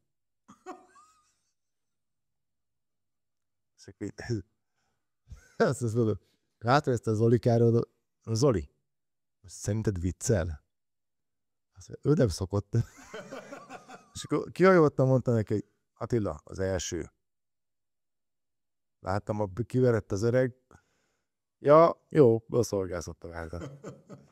Hát az legendás volt. Tehát ott úgy elszálltam, mint az állat. Életem legrosszabb verseny volt egyébként. Na, azt például azt elfelejteném, mert hát az botrány volt. Hát mindenki megvert. Tehát ott volt az is, hogy a másik ilyen kellemetlen, Soma ült mellettem. És az utolsó fordulóban, igen, anyukájával, hát anyukája szeret beszélni.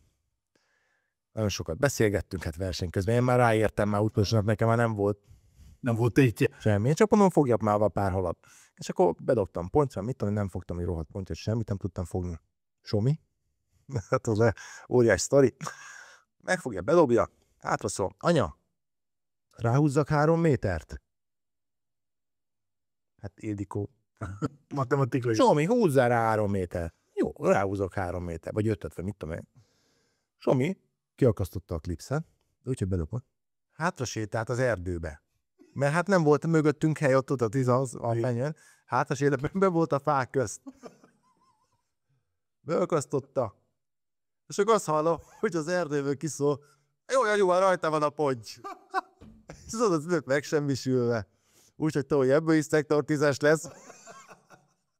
És akkor Zolikának mondom, hogy Zoli, ezt szerintem pakoljunk. Ott történt az, hogy a fagyis ember, a nagyon film fagyizó, a görforgalomnál, 3-kor lefújták a versenyt, mi 3 óra 10 percre ott voltunk, és akkor mondta, igen fiú, ez új rekord. Azért az kevés tőlük. Jó, akkor a versenyzési részét szerintem ezzel lezárhatjuk. Hozzáállásom. Térjünk már most át egy kicsit engem nagyon érdeklő, és nem csak engem, hanem úgy látom, hogy mindenkit nagyon megmozgató témára, erre a busa kérdésre. Ugye elkezdtél ugye a Haldorádónál dolgozni, először én úgy láttam, mintha a Gábornak elindultak ezek a külföldi útjai, és te voltál az, aki úgymond a hazai projekteket átvette, Igen. pontyozásos, stb. Videókat forgattál, főleg indítottad a Metócsulit, ami már 43 résznél jár, ahogy az előbb ezt tisztáztuk, és jött utána ez a busázás, és engem mindig érdekelt, hogy ez a busázás, ez a Gábor irányából jött, és ő adta ki úgymond kvázi, mint feladat, hogy Sipi, itt van ez a busa kérdés, ezzel foglalkozni kell, mert ebben van üzleti potenciál, és akkor egy kicsit ásd bele magad, vagy pedig a te irányodból jött egy olyan javaslat ő feléje, hogy te Gábor, ebbe ezzel érdemes lenne foglalkozni. Hogy kerültél te a busázással kapcsolatba? Hát ez egy hosszabb sztori, tehát ez nem volt egy így eldönt, hogy akkor mostantól foglalkozunk ezzel a hallal. Ez úgy működött, hogy volt jó pár évvel ezelőtt egy olyan isteni sugallat, hogy a Döme úrnak megtetszett, a Pilismaróti öbölben fogott nagy pontyok, azok megtetszettek neki, és akkor gondolt, hogy ő is fog egyet, és nem volt már akkor se ideje semmire, hát nyilván elfoglalták a túrák, és akkor mondta, hogy Sipike, neked testre zárom földet, te szereted az ilyen nagy vadvizeket, nem mondom, marhára, igen, ez az életem. Menj oda, és akkor nézd meg, hogy lehet nagy pontyot fogni féderbottal. Jó. Oda mentünk az Olikával, volt ott egy kontaktunk, és mondta, hogy hova üljünk le pecázni. Mondta, hogy oda dobjatok be 80-90 méter, azt majd fogtok valamit. Hát jó, hát nem tudom, voltál már Maróton? Nem még. Hát hatalmas nagy víz, tehát ránéztem, és hogy lehet halat fogni? Mi esély van rá, hogy én megtalálja az én kis tucamat? Mindig bedobtam oda. Volt egész nap 2 kapásunk az Olikával, az egyik egy nagy ponty volt, a másik egy nagy amúr. Nem is értettük, hogy fogtunk egyáltalán halat, de megfogtunk. A lényeg, hogy akasztottam ott egy halat, és nagyon megszaggadott. Mi lehetett ez? És akkor tudod, hogy milyen halak lehetnek ebben, milyen hal lehetett, az, ami így megtépett. Na majd megfogjuk. Na, akkor utána misszió lett ez Zolikával, nekünk megyünk akkor oda Marótra, és akkor majd forgászon. Pecázgattunk, fogtuk pontyokat, de heti rendszerességgel mentünk, és egyszer csak beleakadtam valami halba, ami ugyanúgy ment, mint ami megtépett. Ment, mint a barom. Fú, ez valami biztos 125 kilós hal, ez virállekor. Kifogtam egy 6 kilós busavót, de nyilván oldalba verve, és akkor néztük, tetszett az a haltod, olyan csúnya, de ez szép, ezüstesen csillogott, és akkor mondtam Zónak, hogy te, mennyi van ebbe itt szerinted? Hát nem tudom. Na mindegy, és akkor felmentünk hazafelé, alkonyat volt, felmentünk egy ilyen meredeken kell felmenni, ránéztünk a vízre a kocsiból, és hal hegyek konkrétan. Mondom, milyen, mennyi hal, mi ez? Mind busa volt. Mondtam az önnek, mondom, ezt meg kéne fogni. Te hülye állat, hát ezt nem lehet megfogni, ezt a halat, hát ezt gerebélyezni szoktál. Mondom, csak meg lehet valahogy. És akkor elkezdtem nézegetni erről a szakirodalmat. Hát akkoriban azért már volt, aki fogott horoggal busát.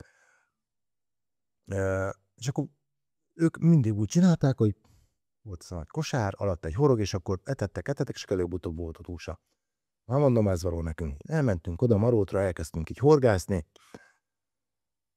Mindent összeborítottam a vödörbe, ami volt ilyen kukoricás kaja. Nézegettem, hogy jó, felhő. Na, ezt imádja a busa. Elkezdtünk pecázni, dobok 1, 2, 3, bevágok, jó hal rajta. Ekkora amúr. Jó. Zolikán kapás, ekkora amúr. Mondom, milyen víz ez, te, hogy ennyi hal van, mert még mi is tudunk fogni. És akkor délután volt egy 2-3 óra, amikor véletlenül odaért a busa, és akkor fogtunk szabályosan szájba a busát. És annyira kiakadtunk, annyira megtetszett, hogy mondom, ez marha jó pecát, de tényleg élvezetes volt. Tehát az, hogy bevágsz, de mindent rosszul csináltunk, nem volt jó semmink, de mégis fogtunk. Ez a nagy hal, tudod, test jó fárasztani, egy élmény volt. És a Gábor. Busázás. A busázás, mondom, ez tök jó. Ez nem van semmire. De mondom, rengeteg van. Hát most ki fog ilyen halad busát, hát mondom, próbáljuk meg, hát. Na és akkor elmentünk az Olikával, megint fogtunk csomó busát. És akkor addig nyaggattam a főnököt, hogy beadta a derekát, hogy akkor, akkor vigye engem busázni. És forgattunk segítő, hogy filmek Visegrád jövőbe, és ott megfogant a szikra, hogy hát ez tényleg, ez marha jó peca, és marha sok is van belőle. Hát nyilván ez még akkor a történet eleje volt, mert azért nem mindig működik az, amit ott bemutattunk, nyilván abban az időszakban akkor épp ott marha működött, fogtunk 150 kg busá, és akkor elkezdődött ez a folyamat, és miközben ugye én ezt csináltam rendszeresen, jártam busázni, kerestem a szakirodalomban, hogy hol van, hogy lehet ezt megfogni, egész egyszerűen találkoztam olyan emberekkel, és olyan helyzetekkel, olyan technikákkal, amelyek működnek. És akkor ezeket mindet úgy hát elsajátítottam, próbáltam alakítgatni, és akkor Gáborral konzultálva mindegyikből lett egy olyan termék, ami úgy egyszerűbbé teszi a busahorgászatot. És tényleg egyébként, de megint közhelyre térünk, de sajnos ez a valóság, hogy az az út, amit én végigjártam a busázás tekintetében, azt, aki megveszi mondjuk a busázó cuccainkat, már nem kell. Ez óriát, ezek években mérhetők, és nagyon sok pénzben mérhetők, mert egész egyszerűen nem tudtam, mit csinálok, és szép lassan alakult ki az, hogy most már tudok úgy busázni, menni, hogy célzatlan, most akkor busát akarok fogni. Hozzáteszem, sokszor nem sikerül. Tehát aki azt mondja, mert Ez se tuti módszer. persze olvasom a szakirodalomban mindenkit, a social media mindenki nagyon sok busát fog, meg mindig elmegy és mindig fog. Nem, ez baromság, aki ezt mondja, az hazudik. Sokszor nullázok én is, mert egész egyszerűen ezt a halat nem tudod oda csalogatni, ez vagy ott van, vagy nincs ott. Ha éppen elmész a Pilismar töbölbe, óriási vízterület, ha éppen rossz helyre ülsz le, akkor nem fogsz semmit, hogyha Nem lehet egyébként becsalogatni ezzel a felhős cuccal, hanem ő folyamatos mozgásban van, szűri a vizet, és ahol valamit talál, akkor ott megáll. Hát ez úgy néz ki, hogy állítólag a vízsűrűség változást érzékelés, akkor ott kezd el táplálkozni, ahol sűrűbb a víz. Mert ott több a plankton. Plankton, vagy valamilyen olyan részecske, amit ő... És ezt idézte kerül mesterségesen ezzel a felhős. Igen, de ugye, hogyha ez is túlnéz a felhő, akkor ellentétes hatást váltasz ki, mert ugye a víz mindig mozog, és a felhővel együtt a hal is távozik szépen, és hiába van ott a busa nagy mennyiségben az etetéseden, ha nincs ott a csalidnál. Mert ugye itt úgy fogjuk, ezt a halat úgy fogjuk meg szájba, hogy ő nem akarja megenni a csalinkat. Ami minden hazai békésvas módszertől azért merőben különbözik, hiszen ott azért a pont csak rászív arra a csalira, az amúgy csak kiharapja a kosárból, a dévér csak felszipkodja a csontit, ez nem, tehát ez ott szűr, nagy bamba fejével szűr, és hogyha elég közel tudjuk a mi horgunkhoz csalogatni, az a kis felhős kajával, akkor van lehetőség, hogy megfogjuk, de nagyon nagy szerencsék ahhoz, hogy egyáltalán megfogjuk. Tehát hiába van ott egész nap mondjuk 10 busa a horgunk közelébe, lehet, hogy nem fogunk semmit, mert lehet, hogy éppen rossz az előke hosszunk, és nem merül olyan mélyre, mert lehet, hogy mit tudom én, kicsit följebb szív, vagy lejjebb szív, tehát nagyon összetett ez a horgászat, és én őszintén bevallom, hogy sokszor még én sem tudom, hogy mi történik, de minél több a visszajelzés, annál többet lehet abból levonni, és többet lehet beletenni azokba a termékekbe, amelyek ezáltal összeállnak. És ugye elkezdtünk ezzel foglalkozni cégszinten is, és hát nyilván azt mutatták az eredmények, hogy van erre igény.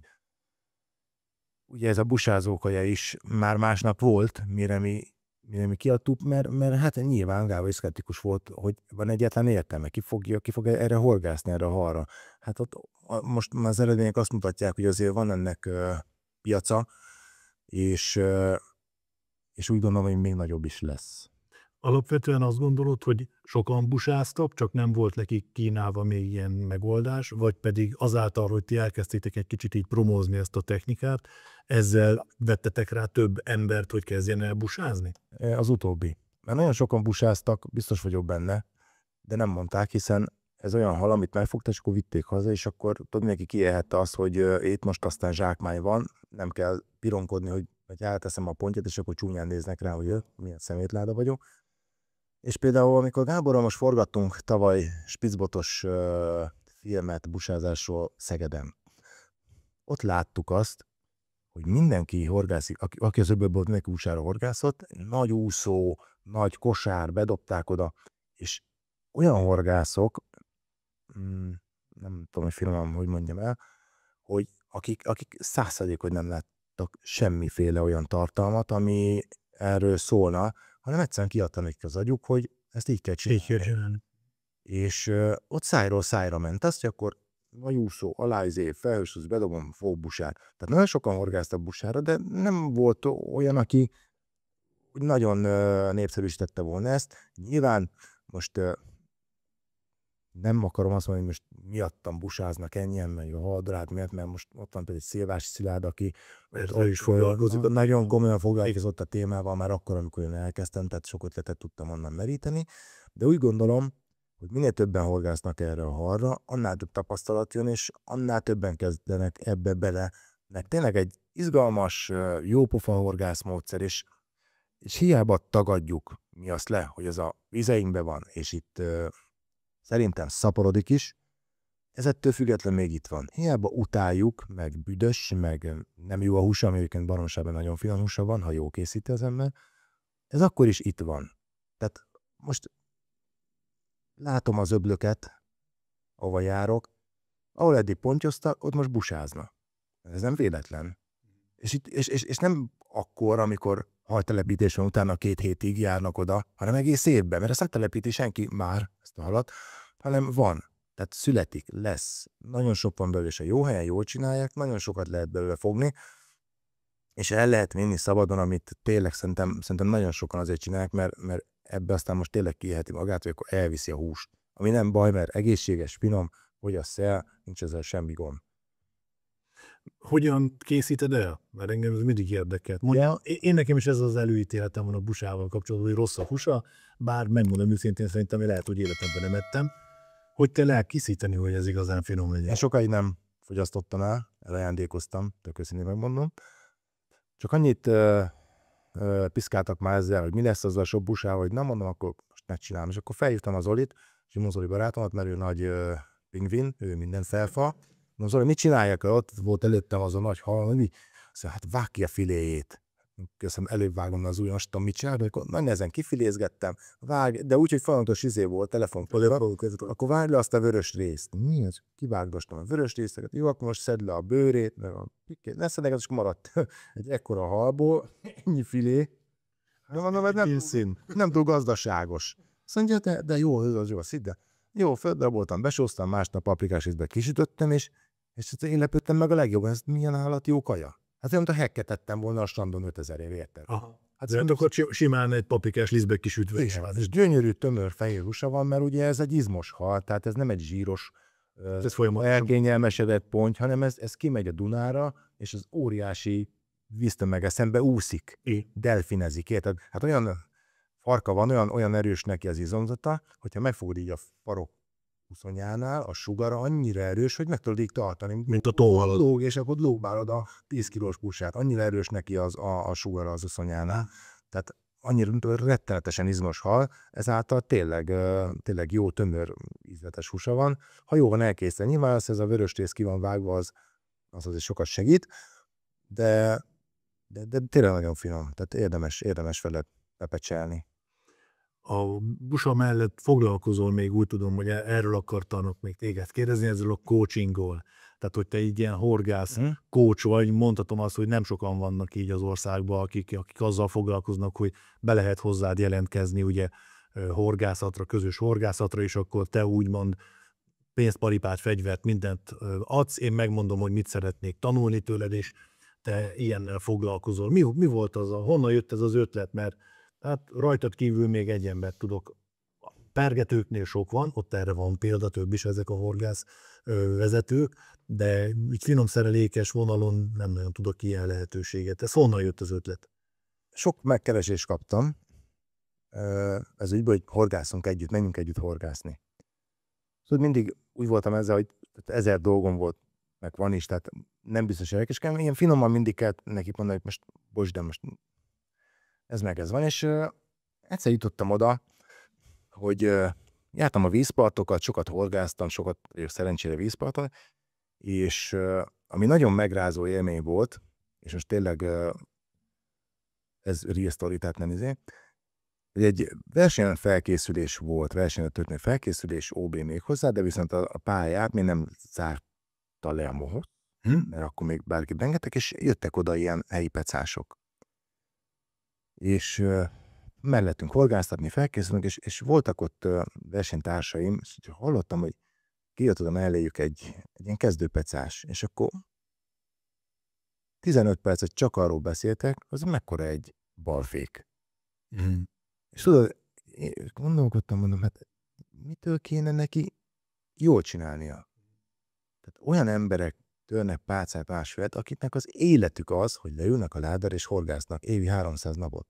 Milyen jogon törő pálcát az felt, aki leül évente 10-szer pecázgatni, és nem tudja, mit csinál. Hiába látja a videókba. Nem tudja. Mert nem kell tudnia. Mert ha nekem a kocsiba olajat kell cserélni, azt sem tudom, hogy hol van az olajteknőbe, keresném a csomagtartóba szerintem. Miért kéne nekem tudni? Hát arra van az autószerű, megcsinálja. Mondom, akkor a profi horgász arra van, hogy megmutassa, nem? Nem arra, hogy kiröhögje. És ez annyira szomorú voltam, hogy mindennek ezért, hogy gumicsizmás, vagy tehát ilyen kellemetlen, és a szekunder szégyenérzetem volt, hogy hát ezért csináljuk mi ezt ilyen szinten, ezt a versenyzést. És akkor megpróbálom. Nagyon, nagyon féltem ettől, hogy mi lesz a visszhangja. Számítottam arra, hogy majd mondják, hogy hát ez a pénzéhez sohadék pénzé, persze eljön horgászni, azért. Meg féltem attól, hogy azért a horgászok elég önérzetesek. Tehát ott mindenki a világ legjobb horgásza. Legalábbis azt hiszük. Igen. De mindegy, mondom, mi lesz? Mondom, most abba hagyom a versenyzést, el volt döntve már, megnézzük, mit hoz ez. És elindítottam, jött egy pár ügyfél, már ügyfélnek hívom, hát most ha kerestem mindig azt szót, hogy milyen jó szó, nem ügyfélnek hívom, és akkor elmentünk pecázni, és meglepődve tapasztaltam, hogy ők kétféle típus jön, az egyik, aki valóban tanulni akar, meg akarja érteni, mert hiába látja a filmeket, tehát van egy film, abban a filmben elmond a 100 fontos információt. Abból egy olyan horgász, akinek nincs, nem magabiztos, még nem tűnik egy körülbelül 5 hasznos információ lepszik le itt. Mert egyszerűen annyi infó van, mert ugye ezt profi horgászok csinálják ezeket a filmeket. Én profi horgászként, nekem az teljesen evidens dolog, hogy elkészítek egy felszerelést, összeállítok. Na de egy olyan pecásnak, aki először fog, vagy másodszor, vagy harmadszor fédelpet a kezébe, az is problémát okoz, hogy egy harmonikus felszerelést összeállítson. De hozzáteszem, ez nem az ő hibája. Ha bemész egy horgászboltba, millió mindent találsz. Érted? És akkor megkérdez, hogy melyik bottal 80 méter dobni? Hát persze, hogy azt mondja az eladó, hogy ezzel 80 és 100 méter közt tudsz dobni, ez tökéletes. De lehet, hogy az ő kezéhez az nem való, de akkor is eladja neki, mert kell a bevétel. És tehát jön egyrésztről az, aki szeretné megérteni, hogy mi történik. És tényleg olyan, tehát látom azt, amikor egy nap elviszem őket pecázni, akár olyan helyre, ahol ő horgászott előtte, és úgy kinyílik nekik ez a dolog. Tehát megérti azt, hogy miért fog halat. Mert eddig is fogott, csak amikor véletlenül jól csinálta. De nem tudja, hogy mit csinált jól, mert véletlenül jól csinálta. De eljutunk nap végére arra, hogy minden egyes dobására foghat, mert minden egyes dobása jó. Jó az, amit csinál, harmonikus, jó az, amit beletesz, jól csalizza föl, és megérti, összeáll az egész, összeáll. Tehát ez olyan, mint egy kirakóst így kiszórnál ide, ő is kirakózik, de te is kirakózol, aki megnézed, kész. És nagyon sok időt lehet ezzel spórolni, ha van, aki így segít ebbe. És van egy másik véglet, egy másik pecás típus, aki pedig azért jön el velem, mert kíváncsi rám. Tehát látott a filmekbe, látott engem, kvázi ismer, hiszen filmek alapján is. Igen, és ő szeretne velem együtt pecázni, eznek egy élmény lenne. Ezek általában az ilyen típusok, ők gyakorlottabb horgászok, és ők eljönnek, és akkor mindegyikük egyébként azt hiszi, hogy hát ő végignézte a filmet, ő mindent tud már. És olyan aranyosak egyébként, mert nyitott, tehát nagyon féltem attól, hogy lesz rossz élményem, de nem volt soha. Pedig már jó pár ilyen foglalkozáson túl vagyok, egyetlen egy rossz se volt. Aki olyannak tűnt, hogy ilyen önelégült, ilyen bunkó, tudod, amilyennek azért szoktak lenni, az se volt az. Aha. Tehát mindenki nyitott, borzasztóan nyitottak az emberek, és örülnek, tudod? Tehát nyilván ezt pénzért csinálom, hiszen szabadidőmben csinálom, vannak költségei ennek a dolognak. Hogyne. Ez kerül pénzbe. De soha senki nem mondta azt, hogy te figyelj, én ezzel nem fizetek. És azért, mert egész egyszerűen látom azt, hogy élvezi az egészet. A foglalkozás mindig elérte cél. Igen, tehát amikor 50 éves emberek, top menedzserek, érted, oda elviszem horgászni, és akkor 13 órára a loboncos hajával azt se tudja, hol van, de fogja a 15 kilós pontot, és úgy örül, mint egy gyerek. Hát nyilván lenne szarási nagyon sok pénze arra, hogy bármit megvegyen magára. Végre nem csak én teszem többre fel azért a berendezést.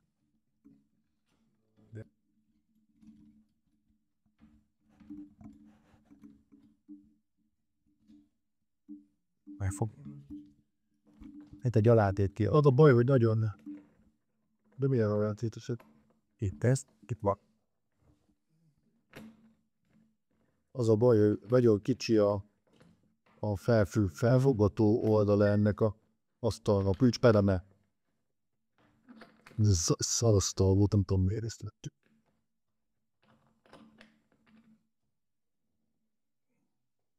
Ez oldalasak. Ez most már szerintem minden.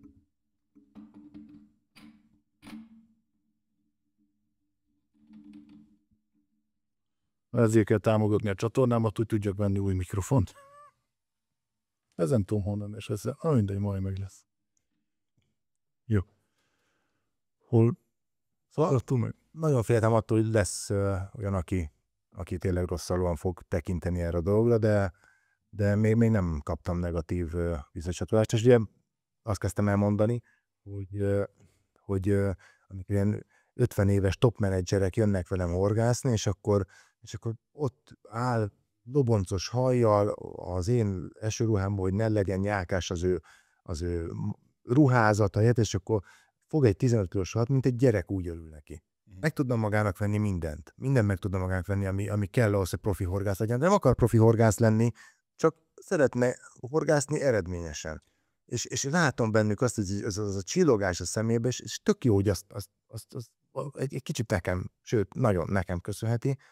És talán pont emiatt van az, hogy ezt tavaly kezdtem ezt a tevékenységet, idénre, akik tavaly voltak, mindenki akar jönni még egyszer. Én azt gondoltam, hogy ez olyan, hogy ez egyszer lecsapod, És kész. Mert akkor horgászik velem, és akkor kipipálja, hogy na, horgáztam a Sipos Gáborra, tök jó. Nem, jönni akarnak megint, és ez akkora olyan jó visszaigazolás, hogy tényleg én nagyon sokat köszönhetek már egy év alatt ennek. Nem az anyagi részét, hanem azt, hogy annyi pozitív dolog és annyi kellemes élményem van már így a horgászokkal kapcsolatban, hogy megéri ezt csinálni. És tényleg jó, nagyon jó érzés. Engem feltölt és motivál. Hát igazából ők élményt kapnak, tehát mondtad ezt a menedzser urat, aki mint a gyerek, tehát pénzért sok mindent meg lehet venni, de igazán azokat az élményeket, azokat nem. Az pénzért nem kapható meg, vagyis hogy hát megkapható, de nem közvetlenül úgy, hogy leveszem a polcról, hanem azért valamit tenni. Igen, meg hát én azért törekszem arra, hogyha ő fog halat, azt ő fogja meg. Tehát az ő munkája legyen abban benne, nem az, hogy én fogom meg neki, hanem ő fogja meg. És már nyilván ezt kell csiszolni azért őket, mert az a szint, amit mi látunk, így most azért beszélek mi, mert mondjuk te is, vagy ugye akik mondjuk profi horgásztat mondhatják magukat, az a magyar horgásztársadalomnak a top része, úgymond, akik képzett ügyes speciálisok. Tehát most leülsz horgászni egy versenyre, jobbra horgászik egy Szabó Bence, balra egy Bakó Péter, és akkor nézed, hogy az bedob 100 méterre tűpontosan, amaz 12 másodpercre kihúzza a pontyot, tehát hogy ezt látod, érted? De amikor elmész egy horgászatra, ott bárhova vízpata, hát nagyon nem ezt látod. Tehát egy csomó olyan volt, hogy jött a srác, hogy akkor ő 80-100 méterre szeretne el tudni dobni. Mondom, jó, hát akkor dobjál már egyet. Hát 30-40 méter nem volt az, amit meg tudod dobni, mert egész egyszerűen sok horgász még saját magát is képes úgy kicsit úgy becsapni, hogy ő már pedig tud. és nem baj, hogy nem tud, hozzáteszem. Tehát itt félre, és nem azt mondom, hogy minden horgász hülye a horgászatot. Nem, ez nem, abszolút nem így van. De nagyon sokan vannak, főleg akik felnőttként kezdik el ezt a sportot, vagy ezt a játékot űzni, ők nem feltétlenül vannak az alapokkal tisztában, és olyan rossz beidegződések, olyan rossz berögződések vannak, mondjuk egy dobástechnikát alapul véve, amit nagyon nehéz utána úgy tehát úgy kitörölni, vagy nem is lehet. Hát igen, a rosszul megtanult dolgok, ha berögződnek, arról nagyon nehéz lesz. Igen, és hiába mondom neki, hogy hát az úgy nem lesz jó, mert egész egyszerűen befolyásolja utána a halfogást. Nagyon-nagyon nehéz, de mondom, én nagyon sokat köszönhetek ennek, és tényleg rengeteg pozitív élményem van.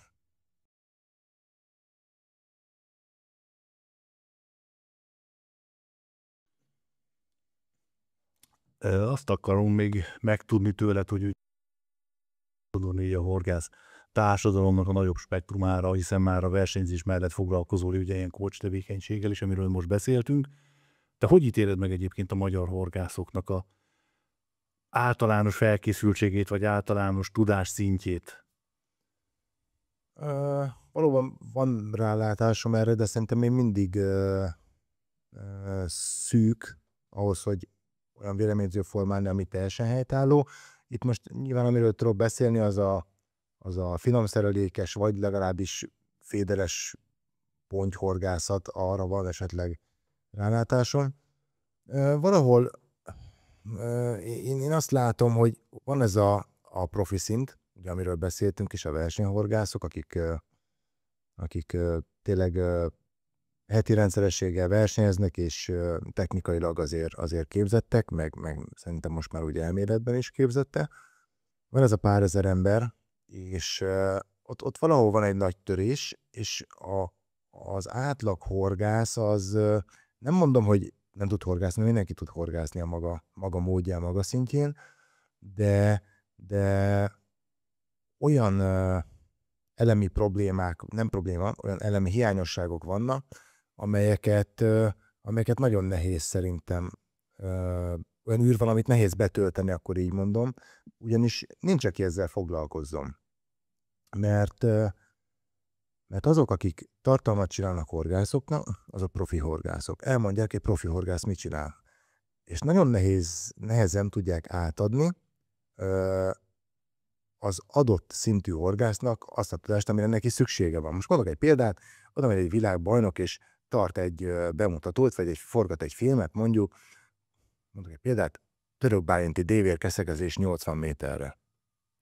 Na most ezt megcsinálja valaki profin, tényleg.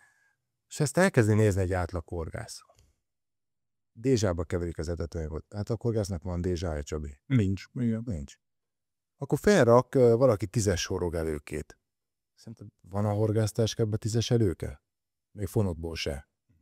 Akkor a következő, felrak egy oldalkosarat, amivel 70 métert lehet dobni. Tehát se oldalkosár nincs, se 70 méterre alkalmas bot, amivel be tud dobni, mert nem szükséges mindig 70 méter horgászni az élparttól.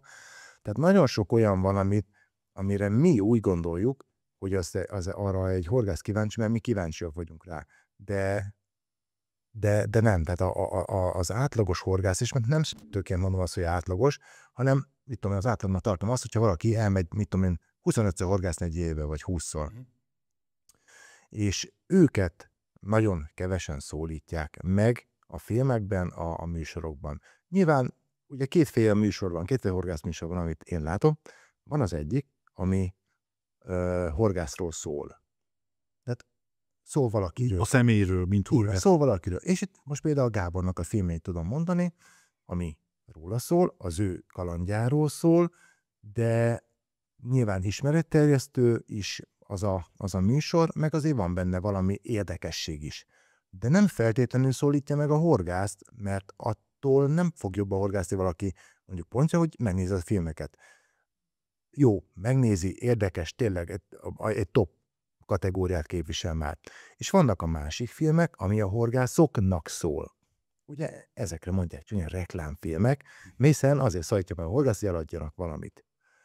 Na most, és ebből lehetne szerintem sokkal több olyan, ami tényleg az átlaghorgásznak van készítve, az átlagos képességeket figyelembe véve, az átlagos elvárásokat figyelembe véve. Mert tehát nézem a social médiában azokat a celebhorgászokat, akik felraknak bizonyos tartalmakat, de annyira elrugaszkodnak néha a valóságtól. Tudod, amikor azt látod, hogy egy-egy ilyen posztba 150 méterre horgászok.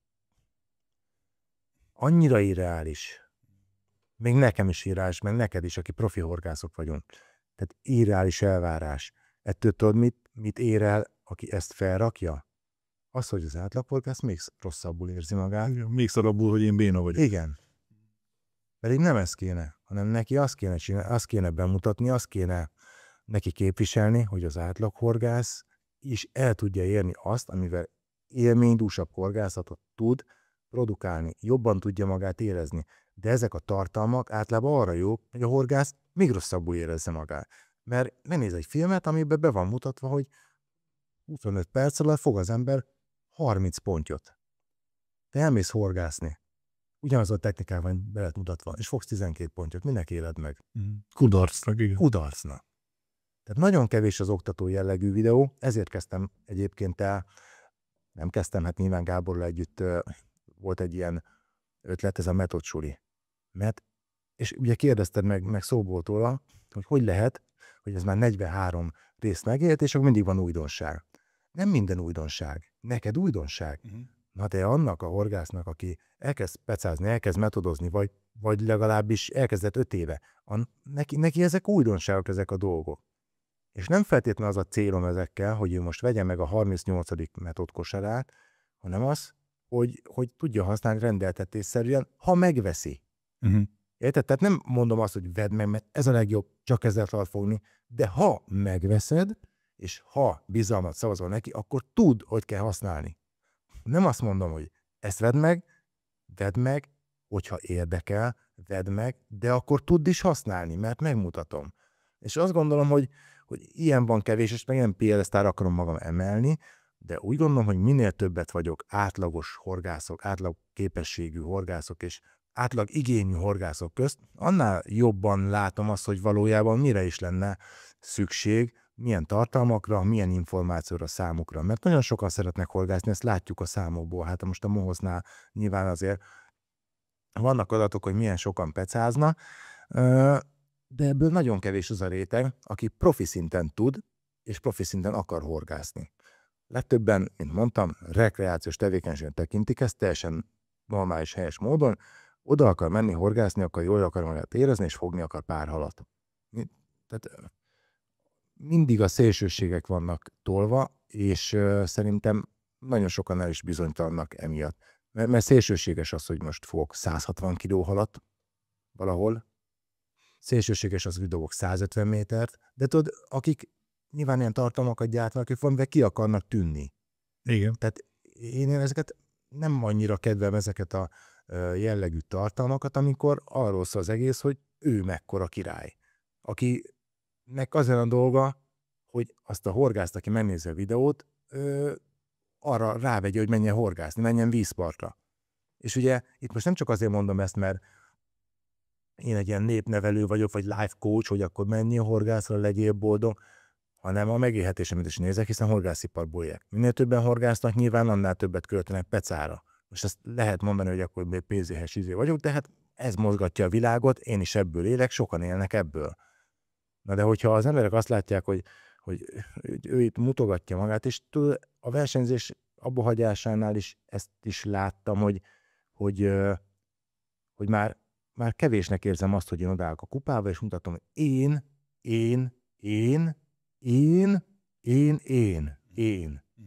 Oké, ez jó dolog, hogy elérsz valamit, de akkor mutasd meg, hogy. Kirakok egy képet, hogy ezt a pisztrángot, én fogtam. És akkor mi van? Ahogyan az nincs elárulva. Ugye? Teljesen másan mondani valamikor elmondod, hogy hogyan. Nyilván a sok rossz indult ember, mert nyilván vannak páran, akik rossz indulatot néznek minden, akkor más meg, hát ez reklám, hogy te azt mondod, elmondod, hogy mivel fogtad. Melyik a rosszabb? Ha én kiteszek egy 15 kilós süllőt, vagy egyetem nem forgáztam a süllőm, és tudom, van-e akkor, és akkor megmutatod, én ezt fogtam. Én. Vagy kirakod azt, hogy szép süllő, én fogtam, ezzel meg ezzel, próbálj meg te is, hogy hát, ha fogsz vele. Azért érzed a különbséget? Igen. És mind a kettő egy social media poszt mondjuk. Nagyon nagy különbség van. És azt gondolom, hogy aki nem tudja átadni azt, amit ő képvisel, akkor valahol érdektelen lesz az, amit ő elér. És ugye most visszacsatolom mondjuk egy focira, mert focizni mindenki tud Magyarországon. Megnézem egy profi futballistát. Egy profi futballista szerinted rá tudja venni a 6-7 éves gyereket arra, hogy kimenjen focizni? Hogy ő tudja rávenni, az a 40 éves profi futballista tudja rávenni, vagy aki milliárdokat keres ezzel, vagy az a tornatanár, aki a gyereket ismeri, és kiviszi focizni. Melyiknek van nagyobb ráhatása? Hát az utóbbinak biztosan közvetlen rá. Mégis az egyik milliárdokat keres, a másik meg lószart. Ugye milyen érdekes? És a horgászatban ez hiányzik, ez a lépcsőfok. Itt nincsen olyan, aki megfogja a kezét a gyereknek, hogy gyere, megmutatom neked, akkor menjünk ki. Van ilyen, bocsánat, rosszul mondtam, van ilyen, mert például van a Hofesz horgássuli, sokat foglalkozik a gyerekkel. Beszéltünk már Szilvás Szilárdról, ő is sokat foglalkozik gyerekekkel, de még így is kevés. Mert nem csak gyerekeket kell megtanítani horgászni, hanem felnőtt embereket.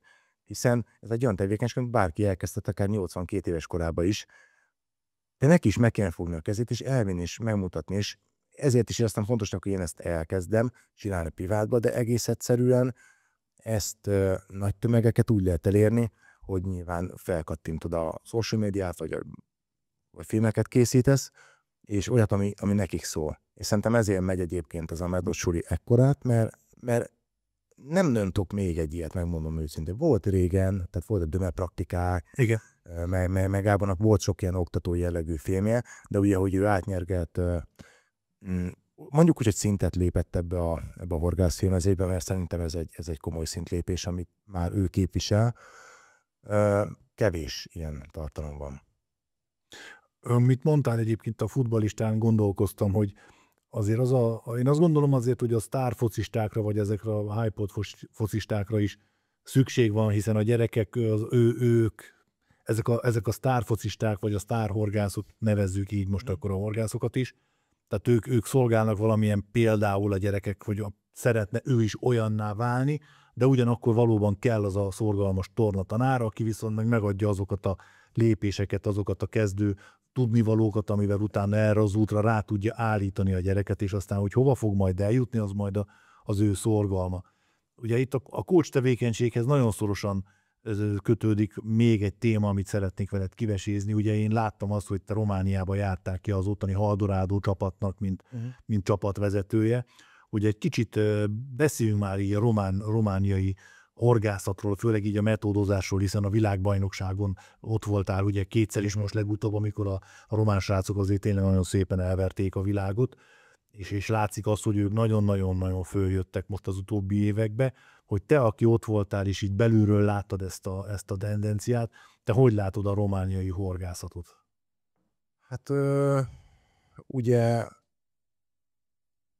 itt is érdemes szerintem ketté venni ezt a dolgot, mert amit ezek a srácok képviselnek, akiket világbajnokságon látunk, ők nem véletlen az, hogy ott is az átlag életkor ilyen 20-30 közt van szerintem. Nem is tudom, hogy 30 pluszos van-e valaki. De ha van is, akkor valahol az elején a 30-as éveinek, mert ők már egy modern horgász kultúrát ismertek meg, és abban nevelkedtek. Tehát ők már nem ültek ki oda a Marosra mondjuk paducozni, szerintem azt se tudják, hogy mi az a hal, lehet, hogy meg se ismernék a fognának. Tehát ők meg kommersül tavakok. Igen, hanem ők már ezt célzottan kezdték el csinálni.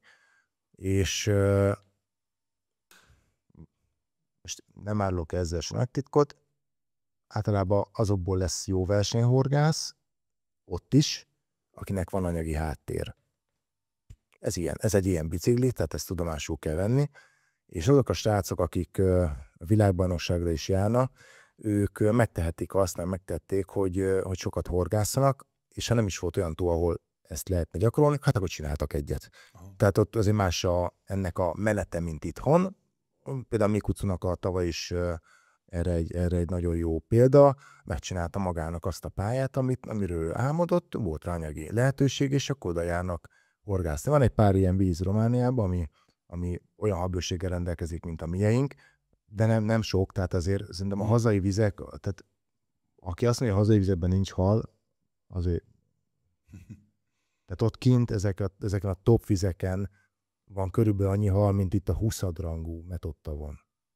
És ők azért is tudnak ilyen szinten horgászni, mert sokat versenyeznek, nagyon-nagyon sokat versenyeznek, és nagyon sok olyan szituációt élnek meg, amit itt a hazai horgászok nem biztos, hogy találkoznak vele. Mert nálunk, ugye ott is sok a hal, de itt is sok a hal, de ha arányokat kell néznem, itt 3-szor annyi. Most mondtam egy arányt. És az azt eredményezi, hogy nálunk nincsen nehéz helyzet. Nincs annyi nehéz helyzet, nincs annyi versenyszituáció, mert ha leülsz, mondjuk Palotavárosra, és rossz nap van, akkor csak 85 kilót fogsz. Ha rossz nap van, akkor 8,5 kilót fog. Aha. Tehát olyan helyzetekkel találkoznak, ami gondolkodásra serkentés. Nagyon, amikor először voltam ki, ők egy ilyen, ugye minden nemzetnek megvan a sajátossága. Hát amikor először voltam kint, akkor ezzel találkoztam, mert ők kicsit zárkózottak. Jellegű, nehezen fogadták el, hogy ott vagyok, hát nyilván ismertek, volt, aki respektálva jött oda, de volt, és láttam azt tekintetében, hogy hát mit keres itt ez a mocsok.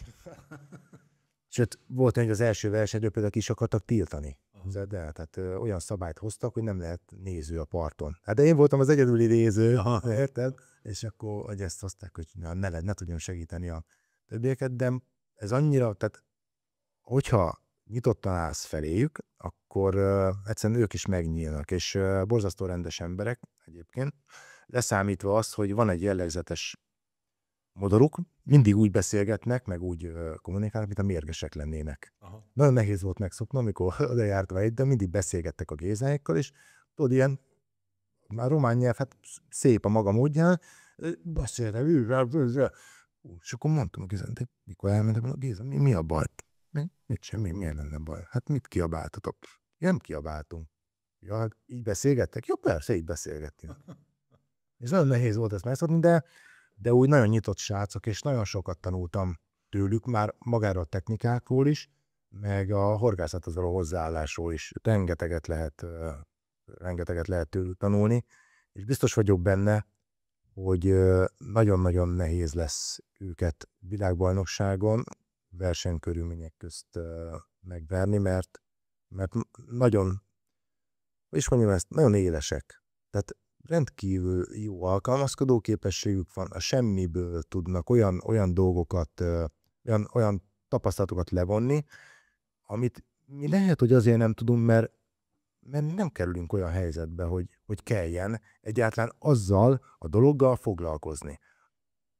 És sokszor ugye, mivel ezek ugye már csinálják ide ezek a srácok, és az, hogy most Romániában szerintem nagyjából az az időszak lett, ami itt volt egy 10 éve, hogy nagyon berobbant a metód, nagyon elérhető, mert minden csali, minden etetőanyag, mindenki metód etetőanyagot dob piacra, mindenki metód csalit akar forgalmazni.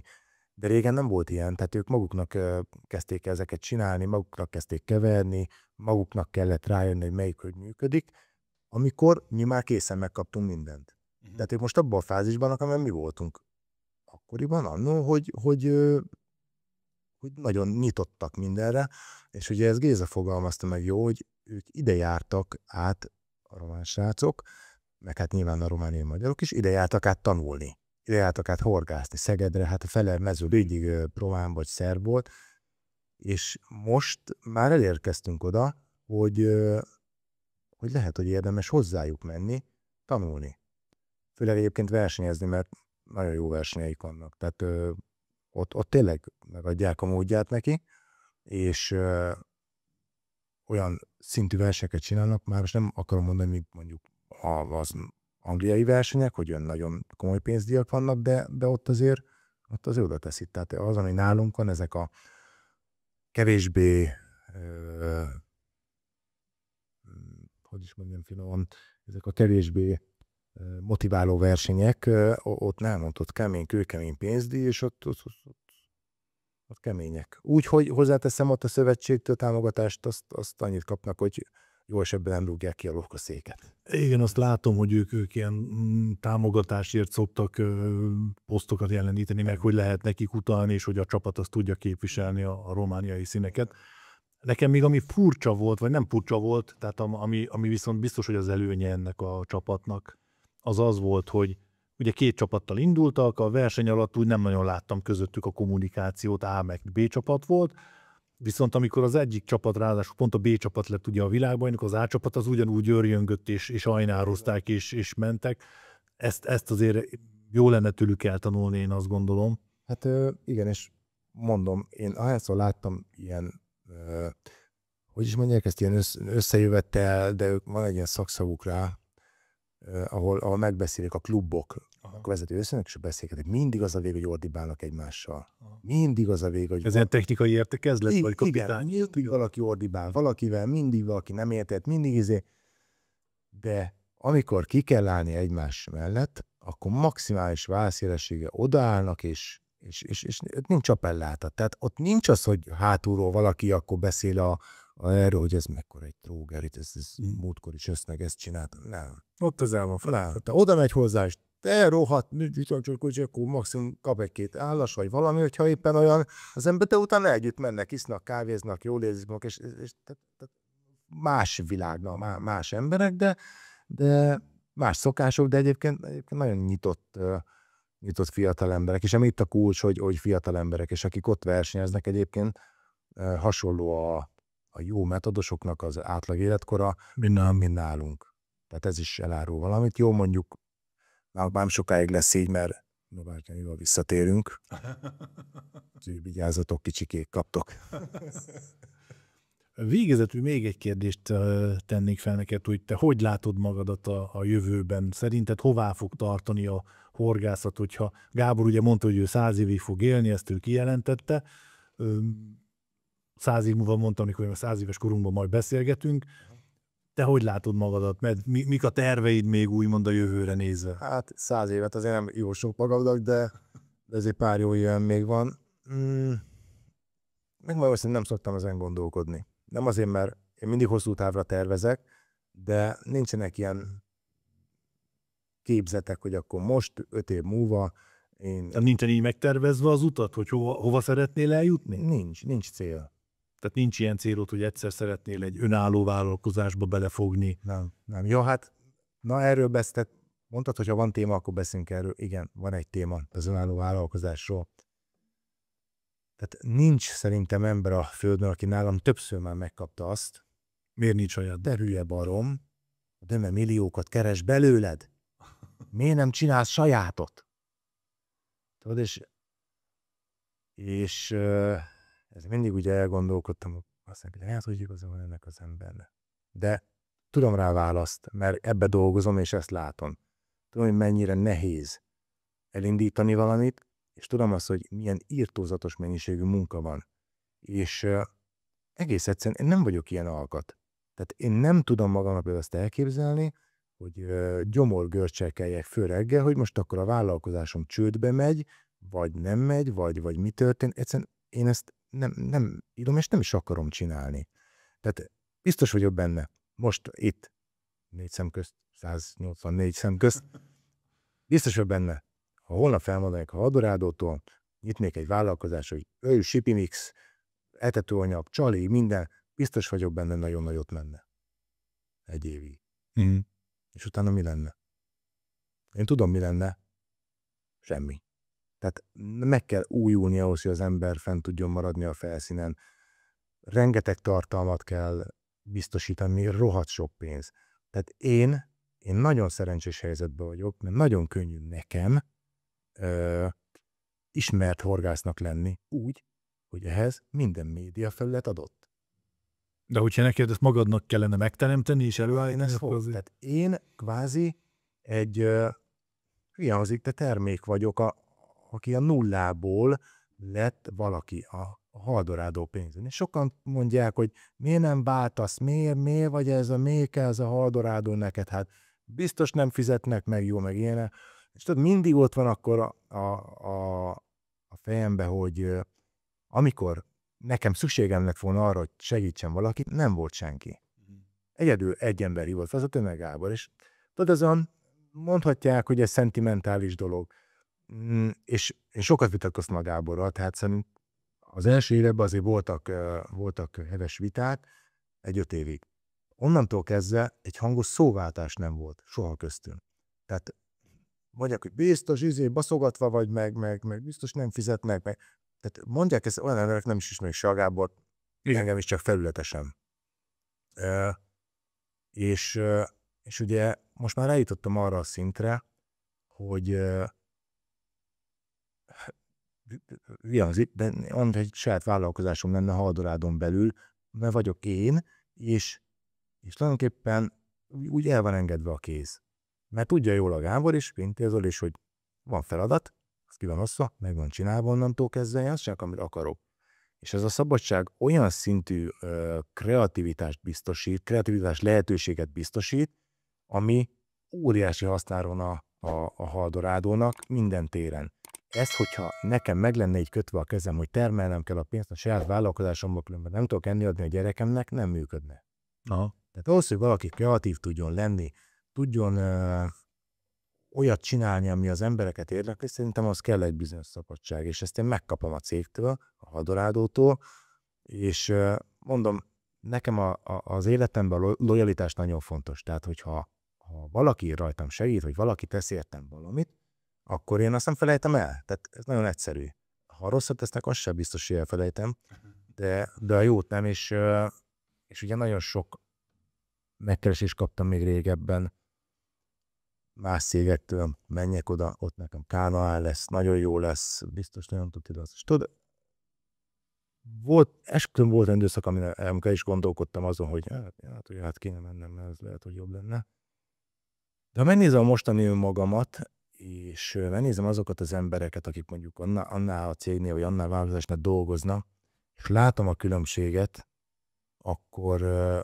akkor mindig megélem, hogy azért igazam volt. És nem azért, mert lehet, hogy neki 3 kategóriájú jó kocsija van, vagy lehet, hogy 3 emeletes háza van. De azt gondolom, hogy minden embernek, ha ránéz az arcára, ránéz a szemébe, látszik az, hogy milyen életet él. És lehet valaki rendkívül, mindenki mondja, rendkívül gazdag, szerencsés, de ránézel, és azt látod, hogy nem akarok ilyen mélységben, de tehát ilyen nyomorúságot látsz benne. Miközben van, akire ránézel, és egy egyszerű boldogságot, örömöt, vagy azt látod, hogy szereti azt, amit csinál, szeret élni, és ez elég. Én nem akarok helikoptert magamnak. Engem rohadtul nem érdekel, hogy 10 éves kocsiba szállok be, vagy 2 évesben. Nem, egyszerűen nem motivál, nem érdekel ez a dolog. Hát guruljon, vigyen A-ból B-be, aztán kész. Nekem az érdekel csak, hogy az anyagiakat nézze, hogy a családomat biztonságba tudjam, és onnantól kezdve nincsen olyan célom, hogy én most milliómos akarok lenni a horgászatban, mert nem akarok. Mert tehát mindennek megvan az ára. És ezt mindenki megfizeti. A milliómosok, akik nagyon sok pénz van, vagy nagyon sikeres van, de mindennek ára van. Nagyon-nagyon komoly ára van. Tehát itt senki nem ér el semmit. Nyilván sajnos vannak most nem olyanok, akik igen, de normál esetben mindenki valahol áldozatot hoz. Tehát az egyensúly mindig úgy adódik, hogyha ebből több van, akkor a másikból kevesebb. Hogy az egyensúly megmaradjon. És én mindig próbálok a harmóniára törekedni, a munka, a család, az önmegvalósítás terén, és minden mellett megpróbálok egyébként nem rossz ember lenni. Ami szerintem cél kéne, hogy legyen nagyon sok embernél, mert látom azt, hogy ez nem mindig sikerül. És tudom, amikor találkozol valakivel, mit tudom, évek után találkozik, akkor mindig mit szoktál tőle kérdezni? Megkezded, hogy te, mivel foglalkozol? És én mondom neki, hogy hát horgászok. Abból meg lehet élni. Hát mondom, igen.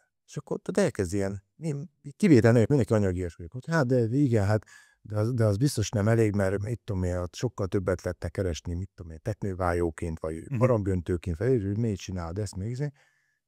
És soha egyetlen egy ember nem kérdezi meg egy régi ismerősétől, de figyelj Jóska, egyébként boldog vagy? Nem? Hát ez, Igen. nem, de nincs ez a kérdés. Egyszerűen nem értem ezt, tehát, hogy mindenki nekem ezzel, hogy saját vállalkozás, akkor majd nagyon sok pénzed lesz, és akkor mi lesz? És akkor mi lesz? Minden este úgy fekszem, hogy akkor az meg holnap legyen, üljön össze, meg úgy kell, hogy akkor gyomor görcsöm van, hogy én nem vagyok erre alkalmas. Nyilván szeretek pluszba csinálni dolgokat, tehát ez a coachingozás is, ez egy úgymond vállalkozás, de hát ez nyilván kevesebb rizikóval jár. De ez is olyan, hogy ez sem működne az én főállásom nélkül.